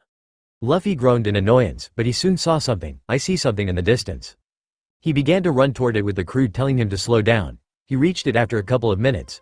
He looked at it, and he was shocked. It was a city, or at least what remained of a city. The place seemed vacant. It was covered by sand. It looked like it was frozen in time. Every time the wind blew through it, it seemed like there were people yelling and crying in it. Moments later, Vivi arrived and sighed. "So this is Aramalu's fate. The city known as the Green City is now covered in sand. This is the result of Crocodile's handiwork." Luffy sighed. "Don't worry, Vivi. We're going to stop him." Zoro nodded, but still, he has some serious firepower to turn this city into a wasteland. Vivi shook her head. "I don't know if he was the one who made Aramalu into this, but the dance powder played a very deadly role in destroying the once beautiful place." Robin asked, "I had to ask you, Vivi." The blue-haired girl looked at her. "What is dance powder exactly? You told us about it numerous times, but never explained what it is." Vivi blinked. "I suppose I didn't, did I?" She sighed. "Dance powder is a special type of fire that allows rain to drop on any place that ignites it, but at a cost. The dance powder makes the rain fall instantly on the city that used it," Vivi explained, "but the cities surrounding it are themselves denied from rain. That's why we call it a curse." Luffy tilted his head and said, "So, it's like a mystery powder that makes mystery rain, right?" Vivi couldn't help but smile a bit. "Yeah, something like that." She sighed and looked at the sun. "We need at least 2 days to reach rain base, or at my calculations a day and a half, so we need to start moving right now." The crew nodded their heads and continued the walk through the desert with the camel still refusing to allow anyone except the girls to rest on it, giving it death glares from Zoro, Usopp, and Luffy. Chopper meanwhile was on a sleigh tied to the camel leg. A while later, Luffy managed to find a stick and used it as a cane. He was saying, "Man, I think I'm going to pass out." He was then hit on the head by a small rock from Robin. Robin said, "Don't talk too much, Luffy. It will make you feel tired." The boy nodded and continued to walk silently, though every once in a while, he would complain about the hot weather. Luffy then looked at Chopper and said, "Hey, Chopper. Do you think I can lay in your place for a couple of minutes to cool down? I think I'm about to melt from the excess heat." Chopper eyed him before saying, "No, I'm too tired, Luffy. I'm good in the cold weather, but in heat weather, I might as well be a sitting duck from the heat." Usopp made a comment about Chopper wearing a suit, causing the reindeer thing to try and attack him. They were stopped by Nami, who threw pebbles at their head and demanded they continue the walk to rain base quietly. Luffy then lifted a barrel of water they had and was about to drink when a hand appeared and sealed his mouth. He looked and saw Robin. "Not too much, Luffy. There are others." The boy nodded tiredly and took a small gulp of water. The boy shook his head and looked at Sanji. "Hey, Sanji. Can you give me some of my food to eat?" The blonde man rolled his eyes and took out a small bento box. He handed the box to Luffy, but Vivi stopped him for a moment. "Is it really a wise idea to eat now, Luffy? You should really wait for the next rock we find. If you eat now, you'll be wasting energy and resources." The boy scoffed a bit. "Did you hear the saying that goes among the lines of, 'Eat when you're hungry'? Now that's really wise." Usopp smacked the back of his head. "I'm sure that you're the one that said that." Vivi laughed a little. "As true as that seems, you still shouldn't eat now." She clapped her hands. "Look, when we reach the next rock, you can eat all you want." Luffy stared at her. "You promise?" The girl nodded. "Yes, I promise." She bit her lip. "But I need a favor from you." The boy nodded his head, but moments later he came to regret his decision.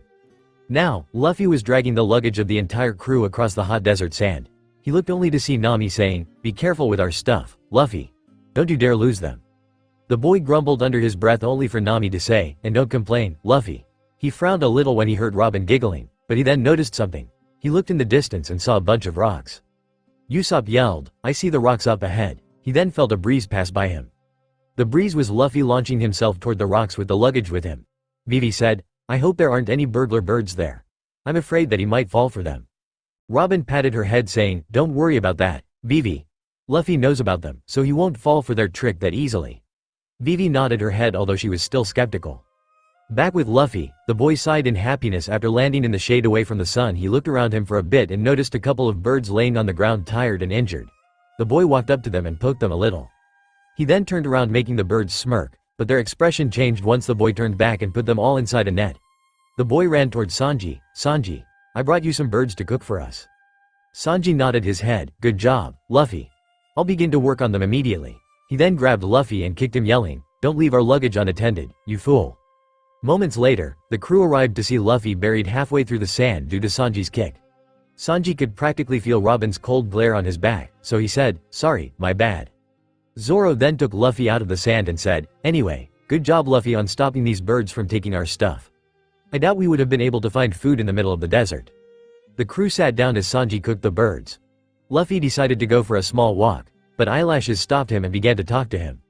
Chopper translated, he's saying that you shouldn't walk alone in the desert since there are monstrous creatures there like Sandora lizard. Luffy laughed a little, I doubt that there are any monsters that can actually stop me. Moments later, his words came to fruition. A giant lizard appeared from the sand trying to eat the boy, but Sanji and Zoro joined Luffy in fighting it. The lizard was slain in a couple of moments. Usopp saw that and said, they are the true monsters here. We should have warned the lizard about them, not the other way around. Nami nodded her head, I can't help, but feel bad for it. Vivi's sweat dropped at their words. After a small rest, the crew decided to continue their journey toward Rainbase. They walked through the desert for hours on end. Even when the sun has set down, they were still walking. It was closer to the early hours of the morning when they finally reached a city. Vivi looked at it and said, welcome to Yuba.